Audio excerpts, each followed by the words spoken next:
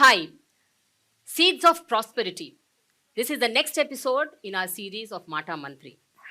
ఆంధ్రప్రదేశ్ వ్యవసాయ రంగంలో ఎలాంటి పెను మార్పులు వచ్చాయి? ఆంధ్రప్రదేశ్ ప్రభుత్వం ఏర్పాటు చేసిన వైఎస్ఆర్సీపీ గవర్నమెంట్ ఎలాంటి మార్పులు తీసుకొచ్చింది, ఎలాంటి ఇనిషియేటివ్స్ చేపట్టింది, ఏ రకమైన విధానపరమైన నిర్ణయాల వల్ల రైతులు ఇక్కడ బాగుపడ్డారు, ఎంతవరకు ప్రయోగాత్మకమైన నిర్ణయాల వల్ల రైతులు భరోసాకి గురవుతున్నారు. సో ఇవన్నీ చర్చిద్దాం, వీటి గురించి మాట్లాడదాం. ఆంధ్రప్రదేశ్ రాష్ట్ర వ్యవసాయ శాఖ మంత్రి కాకాని గోవర్ధన్ రెడ్డి గారు ఈరోజు మనతో ఉన్నారు. వారితో మాట్లాడదాం. వారితో పాటు కొంతమంది రైతులు కూడా ఉన్నారు, వీళ్ళు కూడా మంత్రి గారితో చర్చిస్తారు. So let us start the program and next series of మాటా మంత్రి. నమస్కారం అండి, బాగున్నారా? 2019లో వైఎస్ఆర్సీపీ ప్రభుత్వం ఏర్పాటు చేశాక నిజంగా వ్యవసాయ రంగంలో ఇగో ఫలానా మార్పు, ఒక అద్భుతమైన మార్పు, దీనివల్ల రైతులు నిజంగా అద్భుతంగా బాగుపడ్డారు, చాలా మార్పులు వచ్చాయి అని చెప్పాల్సి వస్తే ఆ ఒక్క ఇనిషియేటివ్ ఏంటి sir? What is that initiative? భారతదేశానికి స్వాతంత్రం వచ్చిన తర్వాత అనేక ప్రభుత్వాలు వచ్చాయి. ప్రభుత్వాలు కొన్ని మాటలకు పరిమితమయ్యాయి, కొన్ని ప్రభుత్వాలు కాస్త కోస్త చేయడం జరిగింది. అయితే రైతు అనేటువంటి వాడు తన సమస్యల గురించి చర్చించుకోవడానికి కానీ, తనకి ఏదన్నా సందేహాలు నివృత్తి చేసుకునేదానికి కానీ రచ్చబండల మీదనో మరెక్కడనో కూర్చొని మాట్లాడడం తప్ప, రైతు అనేవాడు నేను ఎక్కడికి వెళ్ళాలనేటువంటిది సందిగ్ధావస్థలో ఉన్నటువంటి నేపథ్యంలో జగన్మోహన్ రెడ్డి గారు ముఖ్యమంత్రి అయిన తర్వాత ప్రతి గ్రామ సచివాలయ పరిధిలో ఒక రైతు భరోసా కేంద్రాన్ని ఏర్పాటు చేయడం జరిగింది. రైతు భరోసా కేంద్రం అనేటువంటిది ఈ దేశంలోనే కాకుండా ప్రపంచంలో అనేక దేశాలని ఈరోజు ఆకర్షించేటువంటి అత్యద్భుతమైనటువంటి పథకం. కాబట్టి అభివృద్ధి సంక్షేమం అనేటువంటిది కాకుండా రైతులకు సంబంధించినటువంటి రైతు అభివృద్ధి కోసం సంస్కరణలను తీసుకొచ్చినటువంటి మొట్టమొదటి ముఖ్యమంత్రిగా ఆంధ్ర రాష్ట్ర చరిత్రలో జగన్మోహన్ రెడ్డి గారి పేరు చెప్పుకోవాల్సినటువంటి పరిస్థితి.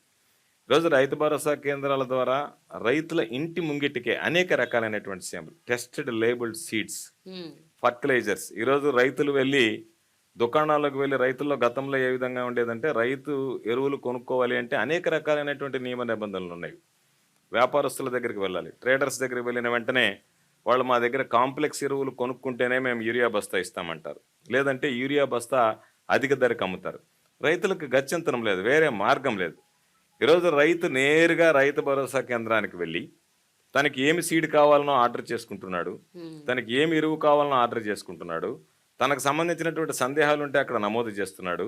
దానికి సంబంధించి ఆర్బీకే ఛానల్ ద్వారా ఈరోజు ఎప్పటికప్పుడు రైతులకు సంబంధించినటువంటి ఆ సందేహాలని నిష్ణాతులైనటువంటి శాస్త్రవేత్తల ద్వారా నివృత్తి చేస్తున్నాం. రైతు భరోసా మాసపత్రిక ఉంది.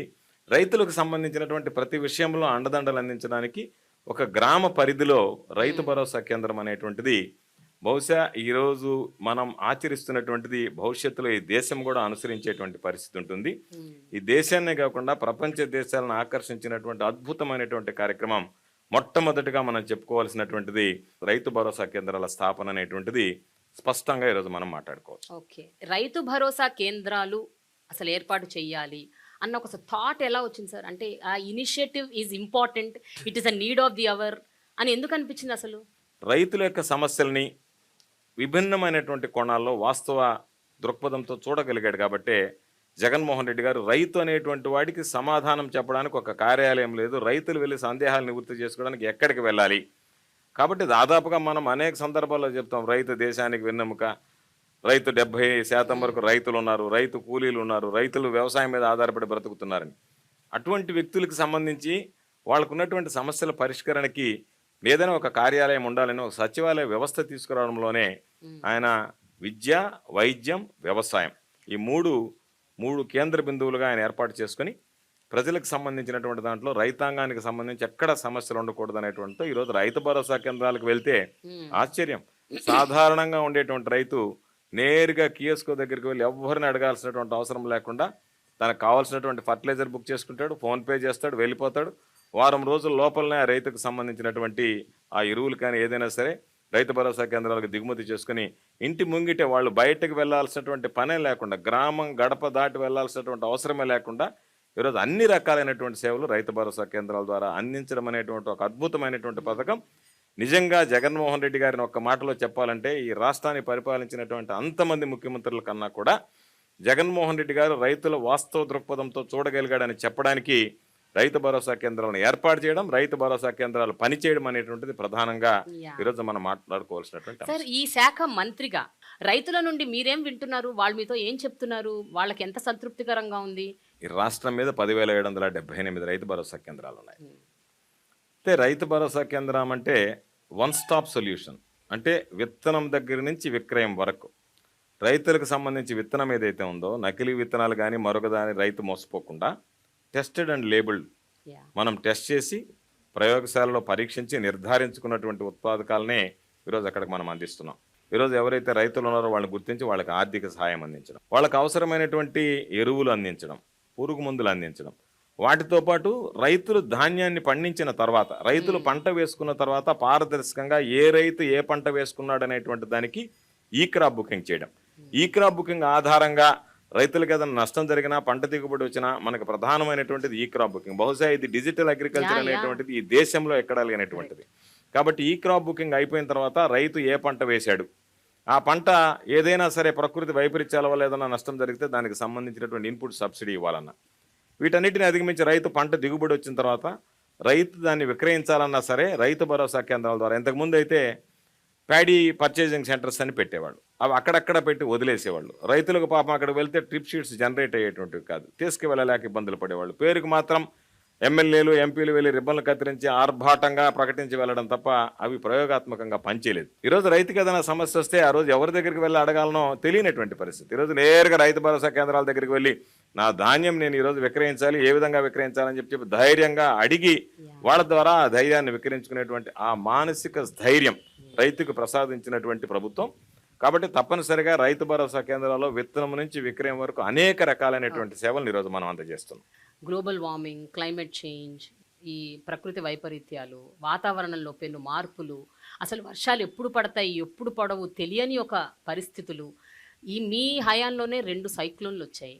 అంటే ఇలాంటి ఒక అనిశ్చితిగా ఉన్న పరిస్థితుల మధ్య ఈ నేపథ్యంలో మీరు రైతు భరోసా కేంద్రాలు పెట్టినప్పటికీ కూడా ఎంతవరకు అవి నిజంగా ఫలితాలను ఇస్తాయండి? అంటే when you don't know what is happening next minute. రైతులు మోస పద్ధతిలోనే ఉండకూడదు, రైతులకు సంబంధించి అన్ని విషయాల మీద అవగాహన కల్పించాలనేటువంటి లక్ష్యంతో ఈరోజు క్లైమేట్ స్మార్ట్ అగ్రికల్చర్, అదేవిధంగా క్లైమేట్ రెసిలియంట్ టెక్నాలజీస్ ఇది తీసుకొచ్చి దీని ద్వారా ఉన్నటువంటి వాతావరణ పరిస్థితులకి అనుగుణంగా తట్టుకుని నిలబడగలిగేటువంటి వంగడాలను తయారు చేస్తున్నాం.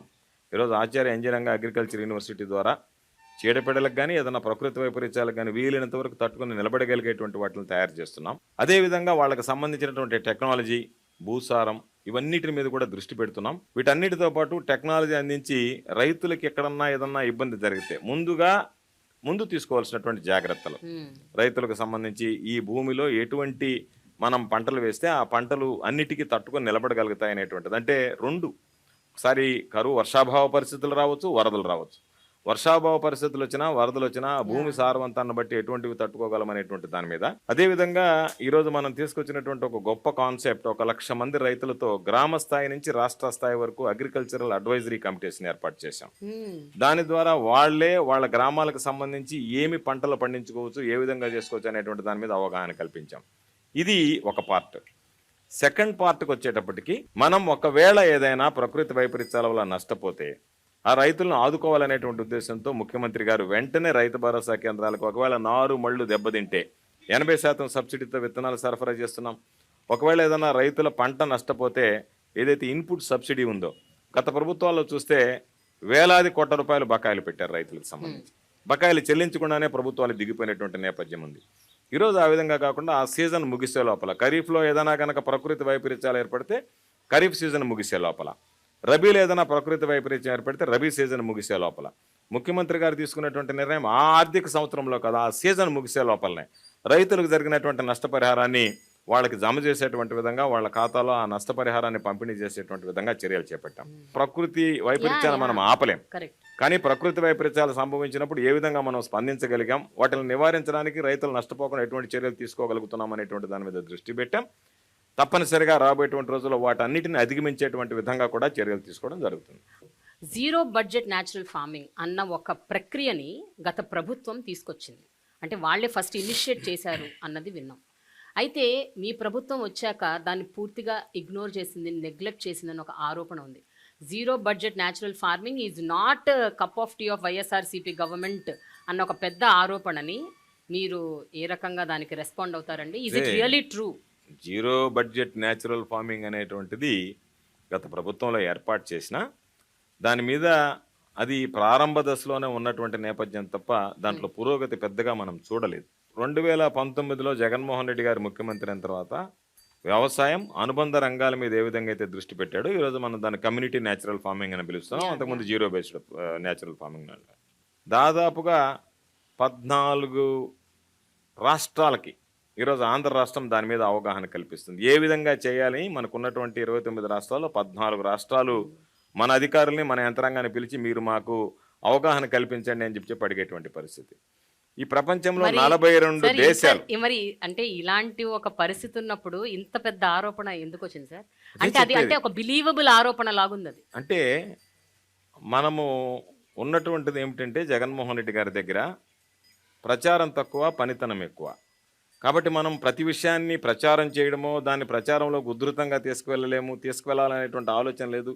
వాస్తవానికి ఎవరైతే లబ్ధిదారులు ఉన్నారో వాళ్ళకి లబ్ధి చేకూరిస్తే చాలు, ఈ సమాజానికి మొత్తం వీళ్ళకి లబ్ధి చేకూర్చామని తెలియజెప్పాల్సినటువంటి అవసరం లేదనేటువంటిది ఏదైతే ఉందో ఆయన దృక్పథం. అందులో భాగంగా మనం పబ్లిసైజ్ చేసుకోకపోవచ్చు, కానీ వాస్తవానికి చూస్తే ఈరోజు 42 దేశాలు సంబంధించినటువంటి ప్రతినిధులు మన కమ్యూనిటీ బేస్డ్ నేచురల్ ఫార్మింగ్ సంబంధించి బ్రహ్మాండంగా ఈరోజు వచ్చాయి. ఈరోజు గర్వంగా చెప్పాల్సినటువంటి అంశం ఏమిటంటే చాలామంది జర్మన్కి సంబంధించినటువంటి కంపెనీస్ కానీ కేఎఫ్డబ్ల్యూ లాంటి సంస్థలు కానీ వీళ్ళందరూ ముందుకొచ్చి ఈరోజు మనకు కొంత రుణ సదుపాయం కల్పిస్తున్నారు. కొంతమంది గ్రాంట్ రూపంలో ఈరోజు మనకి ఇస్తున్నారు. దానికి సంబంధించి వాళ్ళు ఎవరొచ్చినా సరే మేము ఆంధ్ర రాష్ట్రానికి సంబంధించినటువంటి ఏదైతే ఈ ప్రకృతి వ్యవసాయం మీద ఆంధ్ర రాష్ట్రం దృష్టి పెడుతుందో దాన్ని మా దేశాల్లో కూడా విస్తరింపదేశం, మా దేశాల్లో కూడా ప్రారంభిస్తామని చెప్పి వాళ్ళు ఉత్సాహం చూపించడం, ఈరోజు వాళ్ళందరూ రావడం, ఎక్కడ లేనటువంటి విధంగా ఈరోజు మనం పులివెందుల్లో ఇడుపులపాయలో ఫార్మర్ సైంటిస్ట్ అనేటువంటి ఒక కార్యక్రమం ఏర్పాటు చేస్తాం. రైతే శాస్త్రవేత్త అని నమ్మినటువంటి ప్రభుత్వం కాబట్టి వాళ్ళకి కమ్యూనిటీ బేస్డ్ న్యాచురల్ ప్రోగ్రామ్ మీద ఒక కోర్సు పెట్టాం.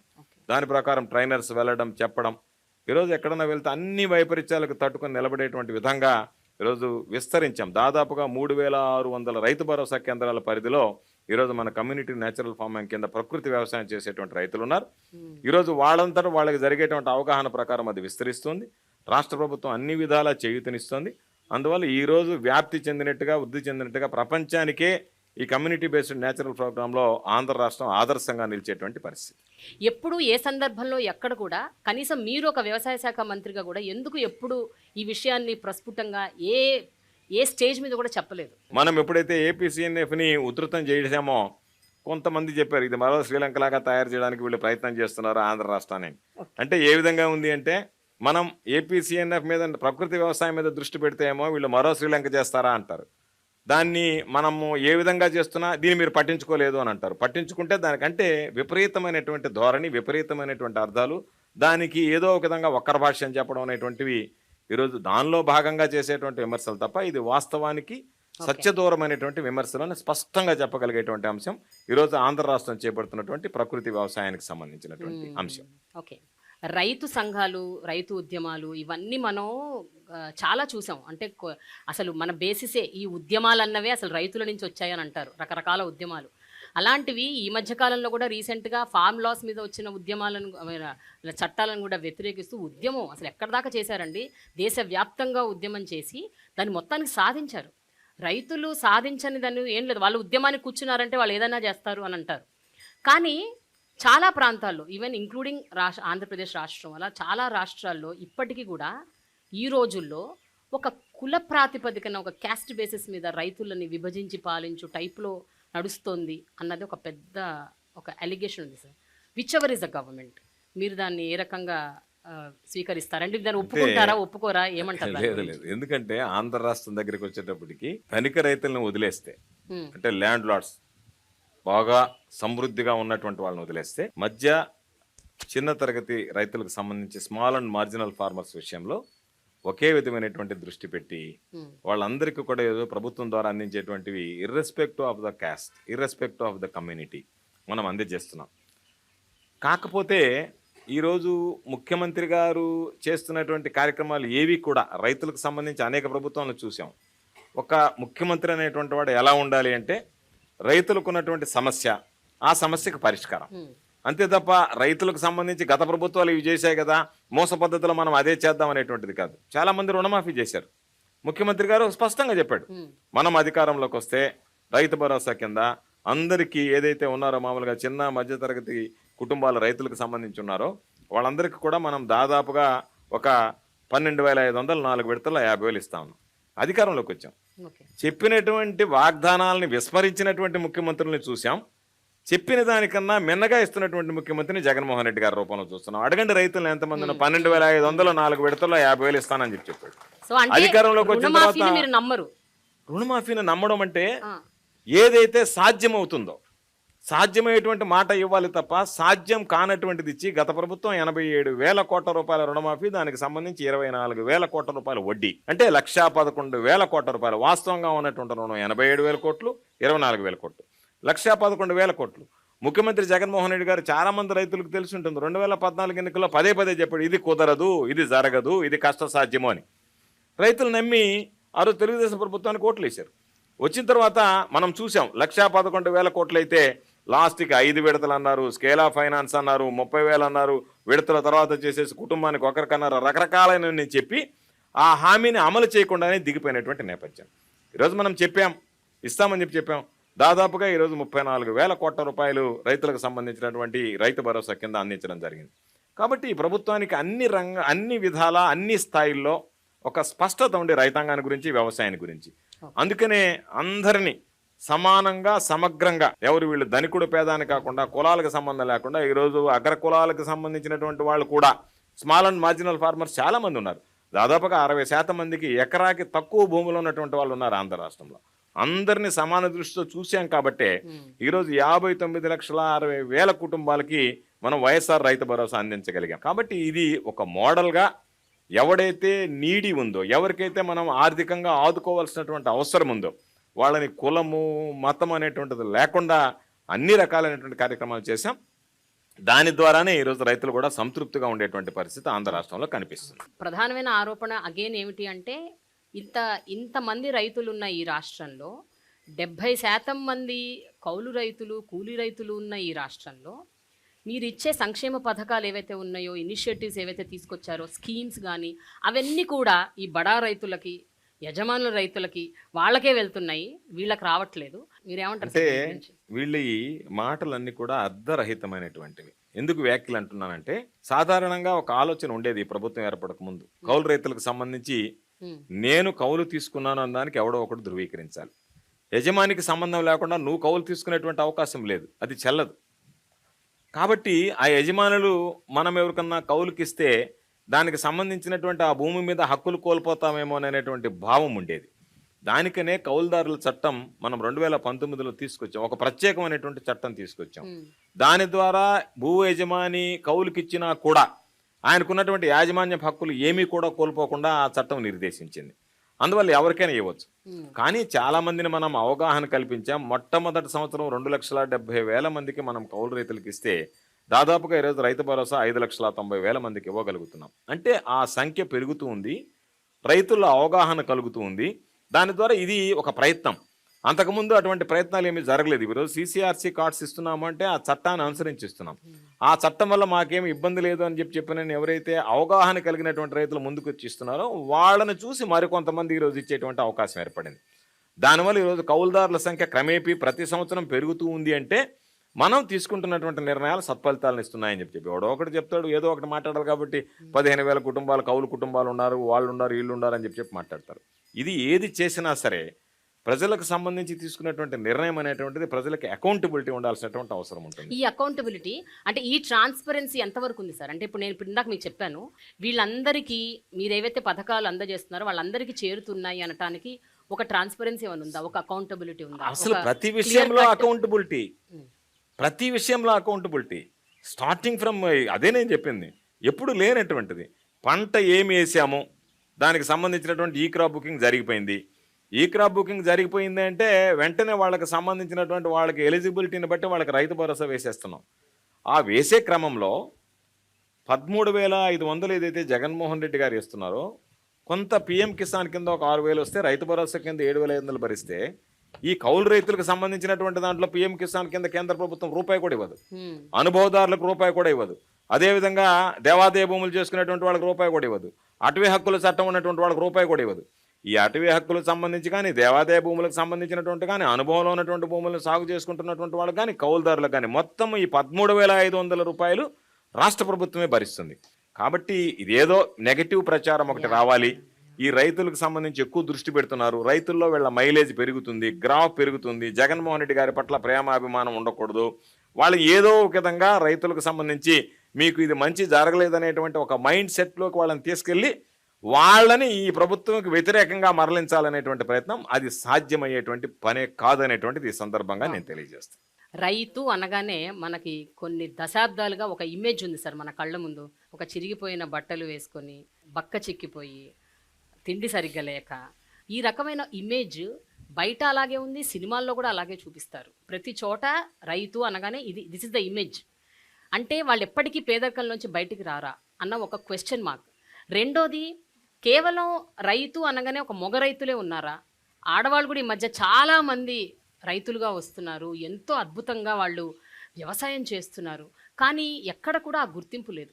ఆంధ్రప్రదేశ్ ప్రభుత్వం ఈ విషయంలో ఎలాంటి చర్యలు తీసుకుంది అంటే ఏం చెప్తారు మీరు? అయితే రైతు అనేటువంటి వాడు లాభ నష్టాలు అనేటువంటివి బేరీజు వేసుకోకుండా, నష్టపోయినా సరే మనం ఖాళీగా ఉండకూడదు, నష్టం వస్తుందన్నా సరే ఖాళీగా ఉండకూడదు, ఈ సమాజానికి పట్టెడు అన్నం పెట్టాలనే తాపత్రయపడేటువంటి వాడు రైతు.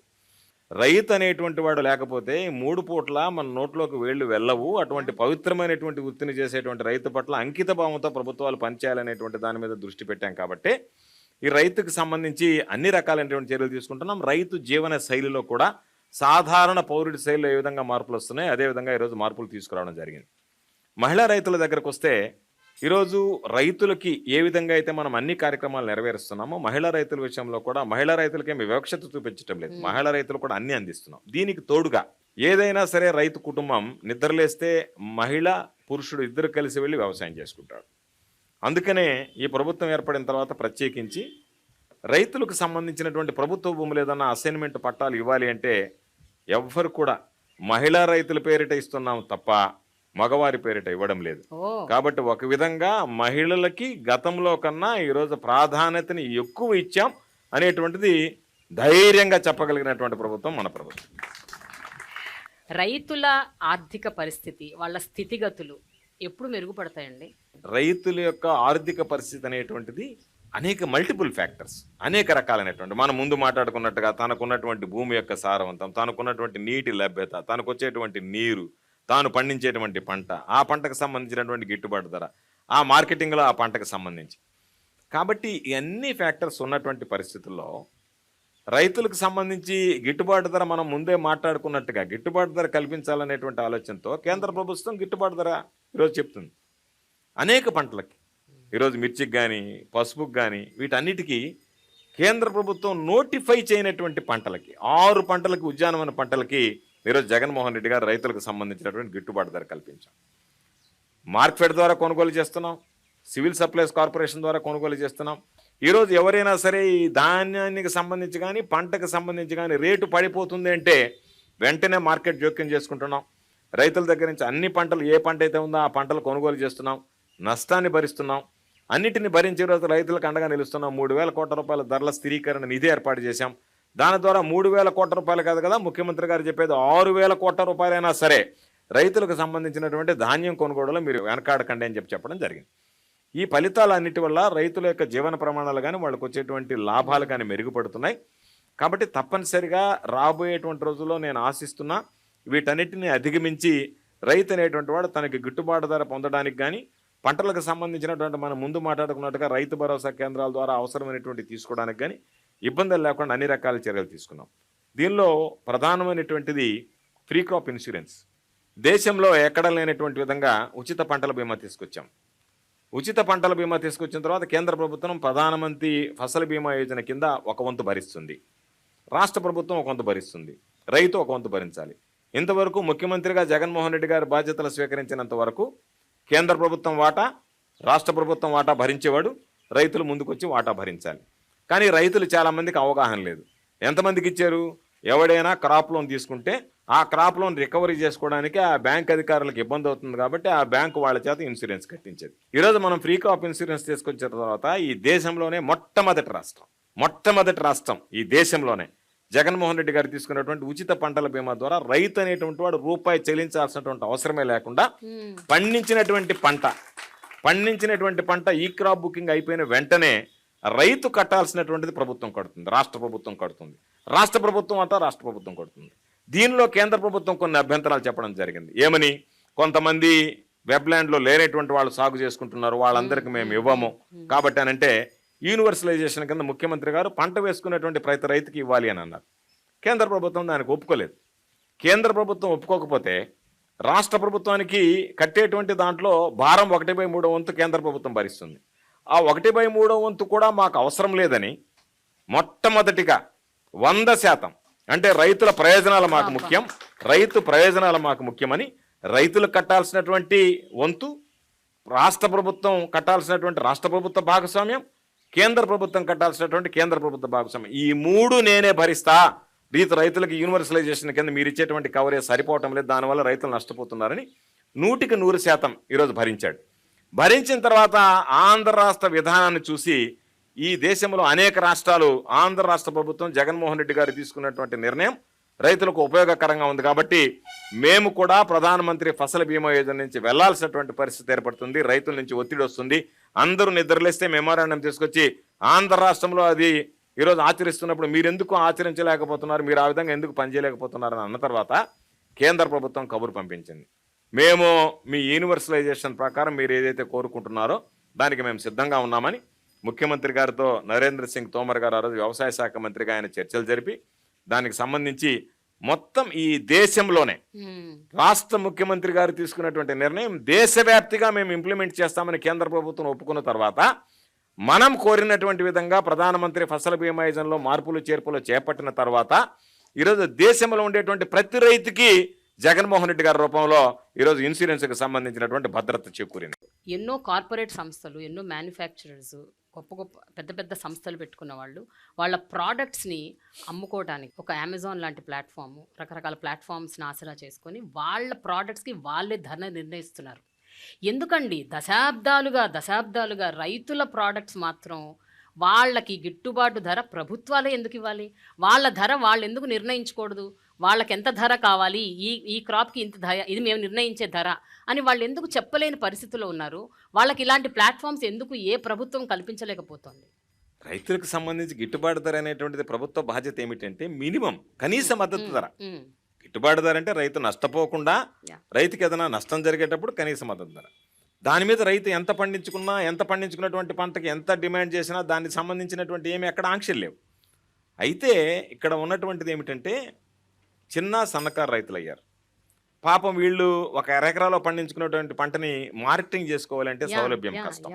దానికే మార్కెట్ కమిటీలు తీసుకొచ్చాం. ప్రతి నియోజకవర్గానికి ఒక మార్కెట్ కమిటీ పెట్టాం. ఏ విధంగా అయితే అమెజాన్ లాంటివి మార్కెట్ చేయగలుగుతున్నాయి ఆ విధంగా ఈ ప్లాట్ఫామ్ అని చెప్పి ఇనాం పేరుతో మనం ఈ సర్వీసెస్ ప్రొవైడ్ చేస్తున్నాం వాళ్ళకి. వీటన్నిటితో పాటు ఈ ప్రపంచంలో గ్లోబలైజేషన్ కానీ గ్లోబల్ మార్కెట్తో వాళ్ళు కాంపిటేట్ చేయడానికి కానీ వాళ్ళకు ఉన్నటువంటి ప్రోడక్ట్స్ చిన్న రైతుల దగ్గర కొనడానికి ఫార్మర్ ప్రొడ్యూస్ ఆర్గనైజేషన్స్ని తీసుకొచ్చాం.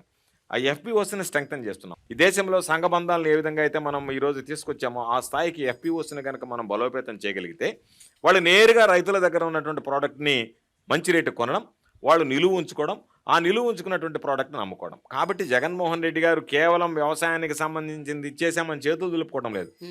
మల్టీపర్పస్ ఫెసిలిటీ సెంటర్స్ పెట్టాం. గ్రామానికి సంబంధించి రైతు భరోసా కేంద్రానికి అనుసంధానంగా గోడౌన్లు నిర్మిస్తున్నాం. రైతులకు గిట్టుబాటు ధర లేకపోతే గోడౌన్లో వాళ్ళు నిలువ ఉంచుకునేటువంటి సౌకర్యం కల్పించాం. దానితో పాటు రైతులకు సంబంధించి వాళ్ళు అమ్ముకునే దాని మీద బ్యాంక్ లోన్ ఇచ్చేటువంటి అవకాశం కల్పించాం. వాళ్ళు ఇచ్చినటువంటి దాన్ని ఏదైతే పంటలు నిలువ ఉంచుకునేటువంటి దాని మీద.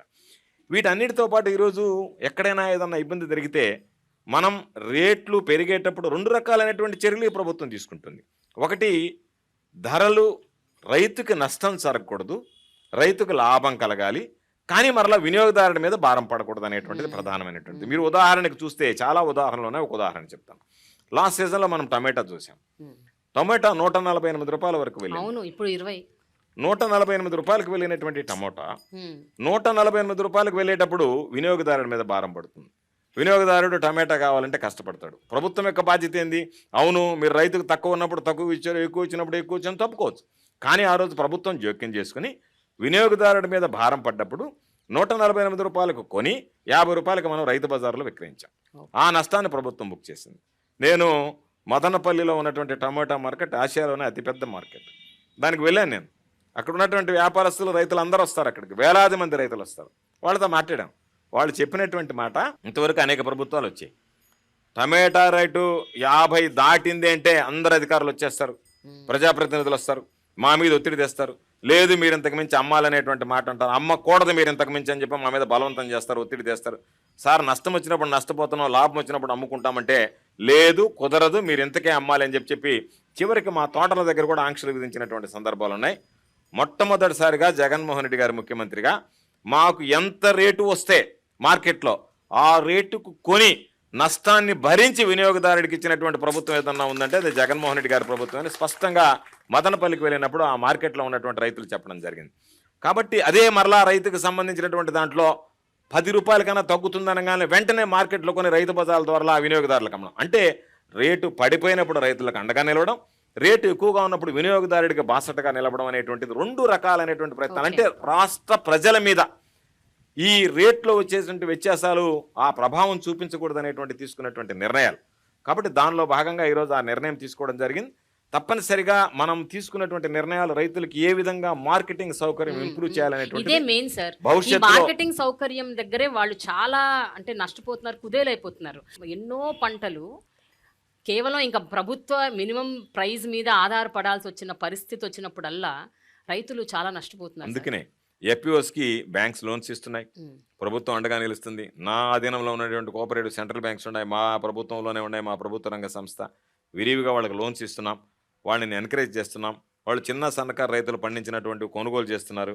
వాళ్ళకి కొంతమంది వాల్యూ అడిషన్కి వెళ్తున్నారు, కొంతమంది నేరుగా రా ప్రోడక్ట్స్ అమ్ముకుంటున్నారు. వాళ్ళు ఈరోజు దాదాపుగా మార్కెట్లో మా దగ్గర ఇంత ఉంది, మీకు కావాలంటే మా దగ్గర తీసుకోండి అని చెప్పి వ్యాపారుల్ని శాసించేటువంటి పరిస్థితి ఏర్పడుతుంది.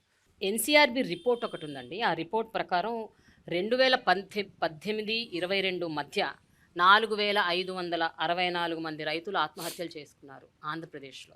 దీని గురించి మీరు ఏమంటారు సార్? అంటే 3వ స్థానంలో ఉంది ఆంధ్రప్రదేశ్ అంటే నేషనల్ వైడ్. ఇప్పుడు అది ఒక సర్వే చేసి ఇచ్చినటువంటి రిపోర్ట్. వాళ్ళు వాస్తవం ఏమిటంటే మన దగ్గర ఉన్నటువంటి లెక్కల ప్రకారం 1200 మంది ఆత్మహత్య చేసుకున్నట్టుగా ఉంది. రైతులు ఉంటారు, పెట్టుబడి పెట్టి వ్యాపారం చేసేటువంటి వాళ్ళు, అంటే వ్యవసాయం చేసేటువంటి వాళ్ళు. రైతు కూలీలు ఉంటారు. వీళ్ళు రైతు కూలీలు అనేటువంటి వాళ్ళకి వ్యవసాయం మీద వచ్చేటువంటి నష్టంతో వాళ్ళు ఏమీ ఆత్మహత్యలు చేసుకునేటువంటి అవకాశం ఉండదు. ఎందుకంటే వాళ్ళకి రావాల్సింది కూలీ, ఆ కూలీ ఏర్పాటైపోతుంది. వాళ్ళు రైతులకు సంబంధించి దాదాపుగా 70% మంది వ్యవసాయం మీదనే ఆధారపడతారు. వ్యవసాయం చేసుకునేటువంటి రైతులు, రైతు కూలీలు. వీళ్ళ దీంట్లో సర్వేలో తేలింది ఏంటంటే ఆయన వృత్తి ఏంటి అంటే రైతు కూలీ. రైతు కూలీ అనేటువంటి దాన్ని కూడా ఆత్మహత్యల కింద వాళ్ళు నమోదు చేసుకోవడం జరిగింది. దానివల్ల ఆ సంఖ్య పెరిగింది.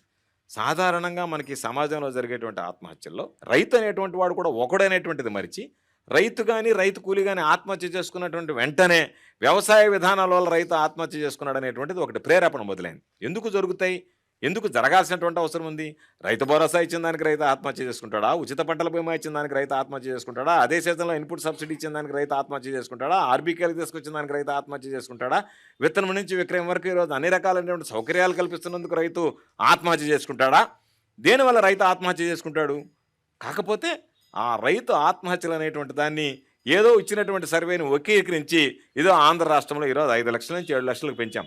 వెంటనే వాటికి సంబంధించి ఎక్కడన్నా రైతు నిజంగా ఆత్మహత్య జరిగితే, రైతులకు నష్టం వస్తే వ్యవసాయంలో వాళ్ళకి సంబంధించి చర్యలు తీసుకుంటున్నాం.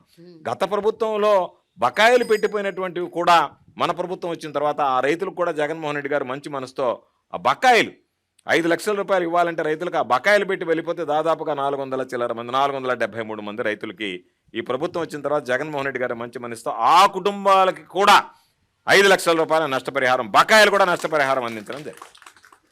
యంగ్స్టర్స్ ఎస్పెషల్లీ యూత్ ఫార్మింగ్ వైపు ఎందుకు మొగ్గు చూపట్లేదు? ఇంకా ఫార్మింగ్ ఒక లూక్రేటివ్ కెరియర్ కాదు అని ఎందుకు అనుకుంటున్నారు? ఈ ఫార్మింగ్ వల్ల నష్టాలే తప్ప లాభాలు ఉండవు, వ్యవసాయం అన్నది అసలు ఒక పనికిరాని ఒక ప్రొఫెషన్ అని ఎందుకు అనుకుంటున్నారు? ఎందుకు యువత ఇందులోకి రావటానికి ఇంట్రెస్ట్ చూపించట్లేదు? అంటే అంటే ఫార్మర్స్ రైతుల పిల్లలు కూడా వ్యవసాయం చేయడానికి ఇష్టపడట్లేదు. వాళ్ళు కూడా వలసలు పోయి హైదరాబాద్ లాంటి నగరాలు, వేరే వేరే నగరాలు, బెంగళూరు, చెన్నై వెళ్తున్నారు, లేకపోతే అమెరికా వెళ్తున్నారు, చదువుకుంటున్నారు. బట్ వ్యవసాయం మాత్రం చేయట్లేదు. సాధారణంగా లైఫ్ స్టాండర్డ్స్, లివింగ్ స్టాండర్డ్స్ దగ్గరికి వచ్చేటప్పటికి మిగతా వాటి దగ్గరికి వెళ్తే ఎక్కువ ఉంటుంది చదువుకున్న తర్వాత అనేటువంటి దృష్టి పెట్టి దానికి ఆకర్షితులయ్యి దాని మీద వెళ్ళాలనేటువంటి ఆలోచన. కానీ వ్యవసాయాన్ని వదిలేయాలనేటువంటి సాంప్రదాయ రైతు కుటుంబాలు ఏదైతే ఉన్నాయో వాళ్ళు వదిలేస్తే ఈరోజు మనకి ఇంత పంట చేతికొచ్చేటువంటిది కాదు. కాబట్టి ఆ కుటుంబాలు మాత్రం సాంప్రదాయంగా కొనసాగుతున్నాయి. ఒక కుటుంబంలో ఇద్దరు ముగ్గురు అన్నదమ్ములు ఉన్నప్పుడు మాత్రం ఒక వ్యక్తి రైతు వ్యవసాయం మీద ఆధారపడుతున్నాడు, రైతుగా జీవిస్తున్నాడు.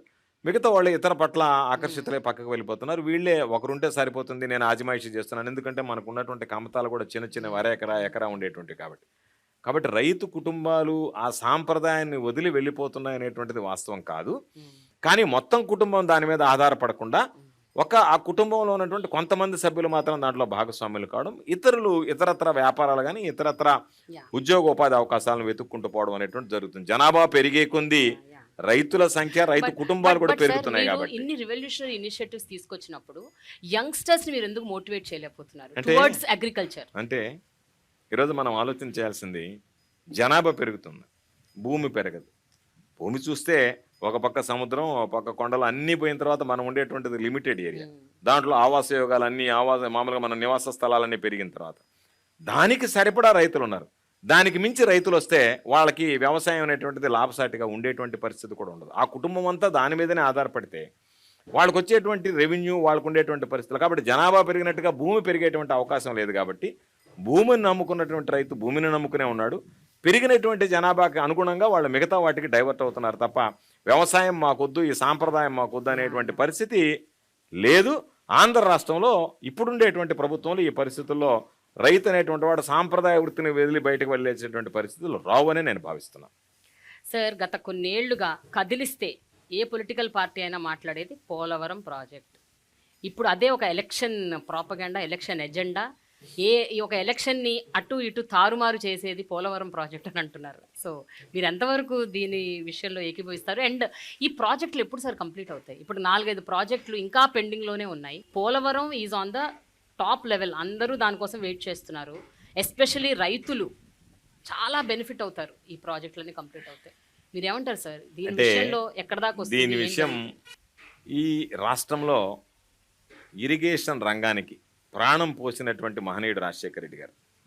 రాజశేఖర రెడ్డి గారికి ముందు ఇరిగేషన్ రంగానికి సంబంధించి ఎవ్వరూ ఆలోచన చేయలేదు. అయితే మనం తీసుకున్నటువంటి ఈ మాట మంత్రి కార్యక్రమంలో రాజకీయ జోక్యంతో నేను మాట్లాడటం లేదు, కానీ వాస్తవ దృక్పథంతో మనం చూడాల్సినటువంటి పరిస్థితులు ఉన్నాయి. చంద్రబాబు నాయుడు గారు చెప్పాడు, ప్రాజెక్టులు నిర్మిస్తే దాని మీద పెట్టుబడి పెట్టడం తప్ప రూపాయి రాబడి ప్రభుత్వానికి రాదు. అంటే రైతులకు సంబంధించి, వ్యవసాయానికి సంబంధించి, రైతు జీవన ప్రమాణాలు పెంచడానికి అవసరమైనటువంటి నీటిపారుదల రంగంలో నిధులు వెచ్చిస్తే అవి వృధా అయిపోతాయి, ఇది పెట్టుబడి రాదు, దాని మీద ప్రొడక్టివిటీ ఉండదు అని చెప్పినటువంటి వ్యక్తి. ఈరోజు ఆ ప్రభుత్వం తీసుకున్నటువంటి అనేక రకాలైనటువంటి లోపాలు ఈరోజు రైతుల పాలిట శాపాలుగా పరిణమిస్తున్నాయి. అంటే అసలు మనకు సంబంధం లేనటువంటి అంశం. రాష్ట్ర విభజనలో పోలవరం జాతీయ హోదా కల్పిస్తూ కేంద్ర ప్రభుత్వమే మేము నిర్మించిస్తాను అని చెప్పింది. కేంద్ర ప్రభుత్వం నిర్మించాల్సినటువంటి దాన్ని రాష్ట్ర ప్రభుత్వం దానికి ఉన్నటువంటి అనేక రకాలైనటువంటి కారణాలతో దాన్ని మనమే బాధ్యత తీసుకుని దాన్ని మేమే తీసుకుంటామని చెప్పి ప్రత్యేక హోదాను కూడా ఆ రోజు తాకట్టు పెట్టి దాన్ని మనం తీసుకున్న తర్వాత ఆ తొందరలో ఎన్ని తప్పులు చేయకూడదు ఈరోజు మనం చూస్తున్నాం. డయాఫ్రమ్ వాళ్ళు కుంగిపోయిందని ఒకరోజు అంటారు, గేటు పడిపోయిందని చెప్పి. ఇవన్నీ ఎందుకంటే సాంకేతిక పరమైనటువంటి పరిజ్ఞానం లేకుండా, పూర్తి స్థాయి పరీక్షలు నిర్వహించకుండా, ఏదో ఒక విధంగా మొక్కుబడిగా ఈ ప్రాజెక్టు కట్టేసి ఎంతో కొంత నీరు నిలువ ఉంచుదాం, రైతుల దగ్గరికి పోయి ఇదిగో నేను ఈ ప్రాజెక్టు పూర్తి చేస్తానని చెప్పి ఓట్లు అడుగుదాం అనేటువంటి ఆతృతతో శాశ్వత ప్రయోజనాలను విస్మరించారు. కాబట్టి ఆ పాపాలన్నిటినీ కడుక్కోవడానికి ఈరోజు అనేక రకాలైనటువంటి ఇబ్బందులు పడుతుంది ప్రభుత్వం. ప్రతి అంశంలో కేంద్ర ప్రభుత్వానికి సంబంధించినటువంటి వాటా దాంట్లో ఉంది. మేము వెళ్ళి డయాఫ్రమ్ వాళ్ళు పడిపోయిందంటే వాళ్ళు వెంటనే కేంద్ర ప్రభుత్వం నుంచి మీరు ఆపండి, మేము నిపుణులను పంపిస్తూ ఉంటారు. ఆ నిపుణులు వచ్చి నిగుదేల్చడానికి సమయం పడుతుంది. వాళ్ళు రిపోర్ట్ ఇచ్చిన తర్వాత దాని మీద చర్చించాలి. దాని మీద కేంద్ర ప్రభుత్వం ఎంత నిధులు ఇస్తుందో, రాష్ట్ర ప్రభుత్వం ఏ విధంగా దానికి ముందుకు వెళ్ళాలనే దాని మీద వాళ్ళ భాగస్వామ్యం ఉంది. కాబట్టి దాని మీద స్పష్టత రావాలి. కాబట్టి ఎక్కడైతే కేంద్ర ప్రభుత్వ భాగస్వామ్యం ఉందో పోలవరం జాప్యమైంది. కానీ ఈరోజు మిగతా ప్రాజెక్టులు ఏదైతే ఉన్నాయి, సంగం బ్యారేజ్, నెల్లూరు బ్యారేజ్, నెల్లూరు జిల్లాకు సంబంధించి చిరకాల కోరిక. దాన్ని ప్రారంభిస్తే తెలుగుదేశం ప్రభుత్వంలో ఉండేటువంటి నాయకులు చంద్రబాబు నాయుడుతో సహా మాట్లాడతారు, నేను 70% చేశా, 80% చేశాను. 70%, 80% కాదు కదా, రైతులకు సంబంధించి నువ్వు ఎందుకు 100% పూర్తి చేసి రైతులకు అందించలేకపోయావు? జగన్మోహన్ రెడ్డి గారు 20% పూర్తి చేసి రైతులకు ఎందుకు అందించాడు? శాతాన్ని పక్కన పెడదాం. రైతులకి ఈ ప్రాజెక్టులు నిర్మించాలి, దీనివల్ల రైతాంగానికి లబ్ధి కలగాలనేటువంటి ఆలోచన మీకు లేదు కాబట్టి, రైతుల పట్ల చిత్తశుద్ధి లేదు కాబట్టి మీరు ఆ రోజు నిర్మాణాలను అర్ధాంతరంగా ఆపివేశారు. మీ ప్రాధాన్యతలు వేరు. ఈ ప్రభుత్వానికి రైతు వ్యవసాయం అనేటువంటిది ప్రాధాన్యత అంశం కాబట్టి ఈరోజు వాటన్నిటిని పూర్తి చేశాం. ఏదైతే మన పరిధిలో ఉన్నాయో రాష్ట్ర ప్రభుత్వ పరిధిలో వాటిని ఒక్కొక్కటిగా పూర్తి చేశాడు జగన్మోహన్ రెడ్డి గారు. కరోనా కష్టకాలంలో దాదాపుగా 2 సంవత్సరాలు లేబర్ కూడా దొరకనటువంటి పరిస్థితి, ఏ పని చేయలేనటువంటి దుస్థితి. అయినా కూడా సుదీర్ఘకాలంగా అపరిష్కృతంగా ఉన్నటువంటి సంగం, నెల్లూరు బ్యారేజ్ లాంటివన్నీ పూర్తి చేశాం. ఆ కోవలోనే ఈరోజు ఎన్నో లిఫ్ట్ ఇరిగేషన్లు ఆయన తీసుకురావడం జరిగింది. ఇప్పుడు మీరు అన్నట్టు ఎన్నో ప్రాజెక్టులు పూర్తి చేస్తూ వస్తున్నారు. ఇంకా కొన్ని మిగిలిపోయినాయి, వంశధార ప్రాజెక్టు, తోటపల్లి ప్రాజెక్టు, ఇవన్నీ అన్ని అంటే ఇవన్నీ ఎప్పుడవుతాయి అన్నది మీరు చెప్తున్నారు వస్తాయని. పోలవరం సంగతి ఒక క్లారిటీ ఇవ్వండి సార్. అంటే ఈ రాష్ట్ర ప్రభుత్వాలు ఎవరొచ్చినా చేస్తారా, ఇది కేంద్ర ప్రభుత్వమే చెయ్యాలా ఏంటి? వాట్ ఈస్ దాని మీద ఒక స్పష్టత ఉంది. ప్రభుత్వం ఈరోజు దగ్గర ఎన్నికలకు దగ్గరకు వచ్చాం. ఈ ఎన్నికలు అయిపోయిన వెంటనే మరలా ఈరోజు ఈ రాష్ట్రంలో జగన్మోహన్ రెడ్డి గారే ముఖ్యమంత్రి అవుతాడు, దాంట్లో ఏమీ సందేహం లేదు. చాలామంది అనుకుంటున్నారు. అందుకే నేను అనేక సందర్భాలు చెప్తాను, ఎక్కడికన్నా వెళ్ళినప్పుడు కూడా, మీరు ఏమీ ఈ మీడియాలో వచ్చేటువంటి వాటి కథనాలను నమ్మకండి. సూర్యుడు తూర్పున ఉదయిస్తాడు, పడమట అస్తమిస్తాడు అనేటువంటిది ఎంత వాస్తవమో 2024లో తిరిగి వైఎస్ఆర్ కాంగ్రెస్ పార్టీ ప్రభుత్వం జగన్మోహన్ రెడ్డి గారు ముఖ్యమంత్రి కావడం ఖాయమని చెప్పి. కాబట్టి మా ప్రాధాన్యత అంశం ఈ ప్రభుత్వానికి, ముఖ్యమంత్రి గారికి పోలవరం అనేటువంటిది జీవనాడి అనేటువంటిది మాటలకు పరిమితం కాకుండా చేతలకు పరిమితమైనటువంటి వాళ్ళం, చేతల్లో చేసి చూపించాలనుకునేటువంటి వాళ్ళం. తప్పనిసరిగా ఈ ప్రభుత్వం మరలా ఏర్పడిన వెంటనే ప్రత్యేకమైనటువంటి దృష్టి పెట్టి పోలవరం ప్రాజెక్టుని పూర్తి చేయాలనేటువంటి ఆ ఆలోచన, ఆ ఆశ ముఖ్యమంత్రి గారిలో, ఆతృత, తపన ముఖ్యమంత్రి గారిలో ఉన్నాయి. తప్పనిసరిగా పోలవరం ప్రాజెక్ట్ అనేటువంటిది ప్రాధాన్యత క్రమంలో పూర్తి చేయడం జరుగుతుందని చెప్పి ఈ సందర్భంగా పోలవరం వైఎస్ఆర్సీపీ గవర్నమెంట్ పక్కా చేస్తుంది, చేసి చూపిస్తాం రైతులకు సంబంధించి. ప్రతిపక్ష పార్టీ తెలుగుదేశం పార్టీ ఏం చెప్తున్నారంటే డ్రింకింగ్ వాటర్ పైప్ లైన్స్ ఇస్తాము అన్నది వాగ్దానం చేశారు. అండ్ ఎట్టి పరిస్థితుల్లో నెరవేరుస్తామన్నారు. చాలా ప్రాంతాల్లో, అంటే నీటి ఎద్దడి ఉన్న ప్రాంతాల్లో, నీరు లేని ప్రాంతాల్లో కూడా మేము ఇది తీసుకొస్తామని అంటున్నారు. సో మీరు చెప్పండి సార్, సాధ్యాసాధ్యాలు ఏంటని మీరు అనుకుంటున్నారు? ఇది కొత్త ప్రాజెక్ట్ ఏం కాదు. ఇది చంద్రబాబు నాయుడు అనేక సందర్భాల్లో మా ప్రాంతంలో కూడా 2 రిజర్వాయర్లు ఉన్నాయి, కండలే రిజర్వాయరు, సోమశిల రిజర్వాయర్. చంద్రబాబు నాయుడు గత ప్రభుత్వంలో ఉన్నప్పుడు కూడా కొంత భాగాన్ని సోమశిల రిజర్వాయర్ కింద, కొంత భాగాన్ని కండలే రిజర్వాయర్ కింద మేము విభజించేసాం. అక్కడి నుంచి నీరు తీసుకొచ్చి పైప్ లైన్లు వేసి ఇస్తామన్నారు. ఎన్నికలకి కరెక్ట్గా కోడ్ వస్తుందంటే 10 రోజుల ముందు ఆ రోజు సోమిరెడ్డి వ్యవసాయ శాఖ మంత్రిగా ఉన్నాడు, నా పోర్టుపోలియోలో ఉన్నాడు, నా మీదనే పోటీ చేశాడు, ఓడిపోయాడు. ఆయన శాసనమండలి సభ్యుడే మంత్రి అయ్యాడు. ఆయన కరెక్ట్గా ఎన్నికలకు ముందు 1,400 కోట్ల రూపాయలతో ఓ ప్రాజెక్టుకి శంకుస్థాపన చేశారు. ఎక్కడికక్కడ 100 కోట్లు 1000 కోట్లు ఇచ్చిపోవడం తప్ప ఆ పనులు ప్రారంభమే కాలేదు. కాబట్టి నువ్వు చెప్పినటువంటి మాట 5 సంవత్సరాలు పనిచేసి ఇవ్వలేకపోయినటువంటి వాడివి ఈరోజు ఈ ప్రభుత్వం దానికి కట్టుబడి జలజీవన్ మిషన్ కింద రాష్ట్ర ప్రభుత్వ వాటాతో నిధులు తీసుకొచ్చి ఎంత మేర అవకాశం ఉందో ఈరోజు అంత మేర ఈరోజు రాష్ట్ర వ్యాప్తంగా ఒక్కొక్క నియోజకవర్గానికి దాదాపుగా 100 కోట్ల రూపాయలతో పాడుబడి శిథిలావస్థకు చేరుకున్నటువంటి ఓవర్ హెడ్ ట్యాంక్స్ దగ్గర నుంచి, కొత్త పైప్ లైన్ నిర్మాణం దగ్గర నుంచి అన్నీ తీసుకొచ్చాం. భూగర్భ జలాలు లేనటువంటి దగ్గర, డ్రింకింగ్ వాటర్ లేనటువంటి దగ్గర ముఖ్యమంత్రి గారు దాని మీద కూడా దృష్టి పెట్టాడు. తప్పనిసరిగా సాగునీటికి ఎంత ప్రాధాన్యత ఇస్తామో దానికన్నా మనిషికి అత్యంత అవసరమైనటువంటి తాగునీటికి ప్రాధాన్యత ఇస్తాం. కాకపోతే వీళ్ళలాగా అరచేతిలో వైకుంఠం చూపించి వెళ్ళిపోవడం కాకుండా అవాస్తవాలని ఏ విధంగా మనం చూడగలమనేటువంటిది చూసిన తర్వాత ప్రతి ఒక్కరికి నీళ్ళు ఇవ్వాలనేటువంటి ఆలోచనతో ఈరోజు కార్యరూపంలోకి తీసుకొచ్చాం. మాటలకు పరిమితం కాకుండా ఈరోజు గ్రామాలకు వెళ్ళి చూడమనండి, పైప్ లైన్ల నిర్మాణం, ప్రతి ఇంటికి కుళాయి అనేటువంటి దాదాపుగా మెజారిటీ గ్రామాల్లో పూర్తి చేస్తున్నాం. కాబట్టి 2000 బహుశా నేను అనుకోవడం 2025 కల్లా 75% ఆఫ్ ద విలేజెస్లో ఈ ప్రతి ఇంటికి కుళాయి పథకం పూర్తి అయిపోతుంది. తప్పనిసరిగా జగన్మోహన్ రెడ్డి గారు దాన్ని పూర్తి చేస్తాడు. అంటే ప్రతిపక్ష పార్టీ ఆ వాగ్దానం చేసింది కాబట్టి మీరు కౌంటర్ స్టేట్మెంట్ ఇస్తున్నారా, లేకపోతే నిజంగా అంటే చేద్దామని మీరు చెప్పి విఫలమయ్యారు? చెప్పకుండానే మనం ప్రారంభించాం. అది మాకున్నటువంటి క్రెడిబిలిటీ, ఈ ప్రభుత్వానికి ఉన్నటువంటి క్రెడిబిలిటీ, జగన్మోహన్ రెడ్డి గారికి ఉన్నటువంటి క్రెడిబిలిటీ. మేము ఇస్తాము అని చెప్పి ఎన్నికలకు ముందు శంకుస్థాపనలు చేశారు. ఏ మాట చెప్పకున్నా సరే ఈరోజు పనులు జరుగుతున్నాయి. సార్, కొన్ని రాజకీయాలకు సంబంధించిన ప్రశ్నలు, అలాగే ఇప్పుడు ఎలక్షన్స్ దగ్గర పడుతున్నాయి కాబట్టి వాటికి సంబంధించిన ప్రశ్నలు అడిగే ముందు ఇక్కడ కొంతమంది రైతులు ఉన్నారు, వీళ్ళు మీతో మాట్లాడదాం అనుకుంటున్నారు. లక్ష్మీ నరసయ్య, వత్సవాయి మండలం భీమవరం గ్రామం నుంచి వచ్చానండి. మిర్చి రైతునండి నేను. నాకు గత సంవత్సరంలో 4 ఎకరాలు మిర్చి వేస్తే బ్లాక్ త్రిప్స్ వచ్చి మిర్చి మొత్తం డ్యామేజ్ అయింది సార్. జగన్మోహన్ రెడ్డి గారు ఇన్సూరెన్స్ చేయటం వల్ల నేను మళ్ళీ వ్యవసాయం చేసి మీ దగ్గరికి రాగలిగాను సార్. Thank you sir. ఎంత నష్టపోయారు? నాకు 2 లక్షలు ఇన్సూరెన్స్ వచ్చింది. ఓకే. ఎప్పుడు కూడా ఏ ప్రభుత్వం ఇవ్వనంట దాదాపుగా 2,987 కోట్లు ఒక్క సంవత్సరంలో ఇచ్చినటువంటి ఇన్సూరెన్స్ మొత్తం 2,987 కోట్లు. ఏ ప్రభుత్వం ఒక్క సంవత్సరం కాదు, 4 సంవత్సరాలు 5 సంవత్సరాల కార్బన్ మిత్తులో కూడా ఇవ్వనంత. అది కేంద్ర ప్రభుత్వ భాగస్వామ్యం లేకుండా మొత్తం రాష్ట్ర ప్రభుత్వం భరించి ఇచ్చినటువంటి మిర్చి పైరు పుట్టిన తర్వాత ఫస్ట్ సారి ఇన్సూరెన్స్ ఇచ్చి ఏకైక వ్యక్తి జగన్మోహన్ రెడ్డి గారు అండి. ఎస్. ఓకే. బొమ్మారెడ్డి, మాది కృష్ణా జిల్లా కంకిపాడు మండలం చలేంద్రపాలెం గ్రామం. పంట చాలాసార్లు తుఫాన్లు వచ్చి చాలా నష్టాలు వచ్చినాయి. కానీ జగన్మోహన్ రెడ్డి గారు వచ్చిన తర్వాత ₹1,00,000 పొసుకేస్తే రైతులు ఇదేంటి ₹1,00,000 మా పేరు పడతాం ఏంటి బ్యాంకులో అని ఆశ్చర్యపోయారు. మాగాటికి ₹6,000 వేశారు చిన్నగా గాలి వచ్చి పడిపోతే. ఇదేంటి ₹6,000 మా అకౌంట్లో పడినాయి, ఇది జగన్మోహన్ రెడ్డి గారు వేశారా, అసలు ఏంటి ఇదంతా, అసలు ఏంటి జగన్మోహన్ రెడ్డి గారు ₹1,00,000 అర్థం ఏంటి పొసుకు, అసలు అరటికి పడిపోతే ₹10,000 వేశారు. ఇక జగన్మోహన్ రెడ్డి గారు ప్రభుత్వం వచ్చిన తర్వాత రైతాంగం అంతా చాలా హాయిగా ఉన్నారు. వ్యవసాయం ఇంకా చదువుకున్న వాళ్ళు కూడా వచ్చి వ్యవసాయం చేయాలని మంచి కోరికగా ఉన్నారు. నిజమా? నిజం. మా ఊర్లో జర్మనీ వెళ్ళి విద్యాసాగర్ రెడ్డి అనే అక్కడ జర్మనీలో ఎంఎస్ చేసి వచ్చి ఇక్కడ వ్యవసాయం చేస్తున్నాడు మా ఊళ్ళో. చాలామంది మా ఊళ్ళో చదువుకున్న వాళ్ళంతా హైదరాబాదు అట్టా ఇట్టా ఉద్యోగాలు చేసి వచ్చిన వాళ్ళంతా వ్యవసాయానికి అలా వ్యవసాయం చేస్తున్నారు. సొంత భూములు కౌలు తీసుకుని కూడా వ్యవసాయం చేస్తున్నారు. ₹1 కూడా మీరు కట్టాల్సినటువంటి పని లేకుండా ఉచిత పంటల బీమా కింద వచ్చినటువంటి. అవును. అందుకనే మీకు తెలియకుండా అకౌంట్ లో పడింది అసలు కాబట్టి, మాకు తెలియదు. రూపాయి కూడా కట్టలేదు కాబట్టి ఆశ్చర్యంగా ఉంటుంది. మా చేనుకాడికి వచ్చి పంట ఎప్పుడు నమోదు చేశారో మాకే తెలియదు, మా అకౌంట్ ఎప్పుడు తీసుకున్నా మాకే తెలియదు.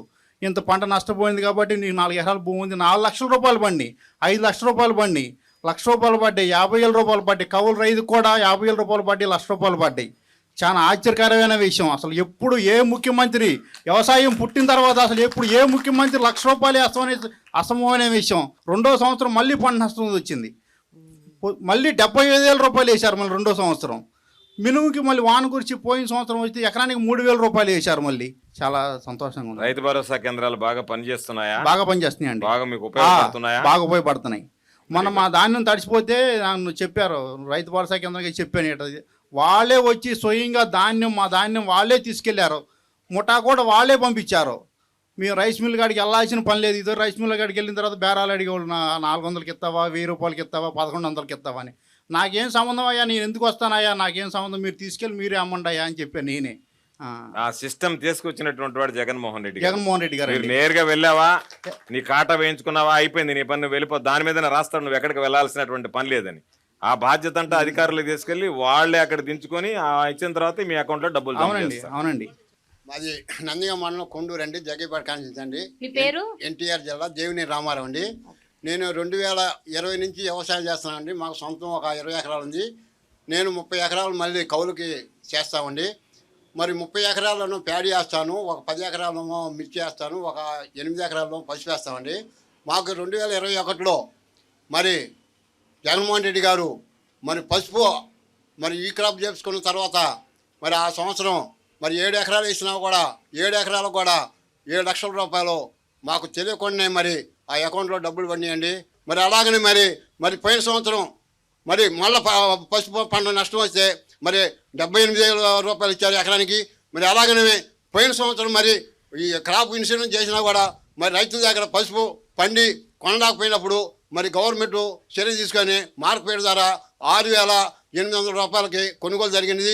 ఇవాళ రేపు జరగబోయే 24 ఎన్నికల్లో కూడా చిన్నగా రైతులకు కూడా నష్టం ఏమైనా జరిగి ఉంటే జగన్మోహన్ రెడ్డి గారి ఆలోచించి దాని మీద ఒక నిర్ణయం తీసుకుంటారని మా ఆశాభావం వ్యక్తం చేస్తున్నాం. ఆంజనేయులు, నమస్కారం సార్. నా ఎన్టీఆర్ జిల్లా పరిటాల గ్రామం. గత ప్రభుత్వం చంద్రబాబు నాయుడు గారు రుణమాఫీ చేస్తానని మాటిచ్చాడు. రుణమాఫీ చేయకుండా రైతులను మోసం చేశారు. దానివల్ల రైతులు అదనంగా భారం డబ్బు కట్టాల్సి వచ్చింది, చెల్లించాల్సి వచ్చింది. జగన్మోహన్ రెడ్డి గారు రైతు భరోసా కింద 13,500 రూపాయలు తూచ తప్పకుండా ఇస్తున్నారు. మళ్ళీ మన ప్రభుత్వం మరలా ఏర్పడిన తర్వాత రుణమాఫీ చేసే అవకాశాలు ఏమైనా ఉన్నాయా? ప్రభుత్వం ఇది చంద్రబాబు నాయుడు లాగా మాట్లాడేటువంటి ప్రభుత్వం కాదు. బహుశా రైతులకు గుర్తుండి ఉంటుంది 2014 ఎన్నికలకు ముందు బ్యాంక్ అధికారులు పాపం రైతుల ఇళ్ళ మీద పడ్డట్టు, పాపం ఆ ఇల్లాలు జప్తు చేయడానికి వస్తే అయ్యా 2 వారాలు ఆగండి ఆయన వస్తున్నాడని చెప్పడం. ఆయన ఎవరు అంటే చంద్రబాబు నాయుడు నేరుగా మెడలో ఒక పచ్చకండ వేసుకొని నేరుగా వచ్చి బెల్లగొట్టి 2 ఏళ్ళు చూపించాడు. 2 ఏళ్ళు చూపించి రైతులకు 3 నామాలు పెట్టి వెళ్ళిపోయాడు. కాబట్టి ఈ ప్రభుత్వం ఒక విశ్వాసం విలువలతో కూడుకున్నటువంటి ప్రభుత్వం. కాబట్టి మేనిఫెస్టో తయారు చేస్తున్నారు. ముఖ్యమంత్రి గారు సాధ్యాసాధ్యాలు పరిశీలించి, ఎందుకంటే మన క్రెడిబిలిటీ ఏమిటి అంటే 2019 ఎన్నికల్లో ఇచ్చినటువంటి వాగ్దానాల్లో 99%, బహుశా దేశ చరిత్రలోనే 99% హామీలు అమలు చేశాం. కాబట్టి మరలా అదే విశ్వసనీయతను కొనసాగించే పందాలో అన్ని రకాలైనటువంటితో పాటు రైతుల మీద ప్రత్యేకమైనటువంటి దృష్టి పెట్టి రైతులకు ఎంత మేర మనం సహాయపడగలం అనేటువంటి దాని మీద ముఖ్యమంత్రి గారు ఆలోచన చేస్తున్నాడు. తప్పనిసరిగా మేనిఫెస్టో వచ్చిన వెంటనే రైతులకు సంబంధించి ఏ కార్యక్రమాలు అనేటువంటి కూడా స్పష్టం చేయడం జరుగుతుంది. తప్పనిసరిగా ఈ ప్రభుత్వం రైతు సంక్షేమానికి కట్టుబడి ఉంటుంది అని చెప్పి మాత్రం నేను చెప్పగలను. రవి, మాది గోసాల పెనంలూరు మండలం, కృష్ణా జిల్లా.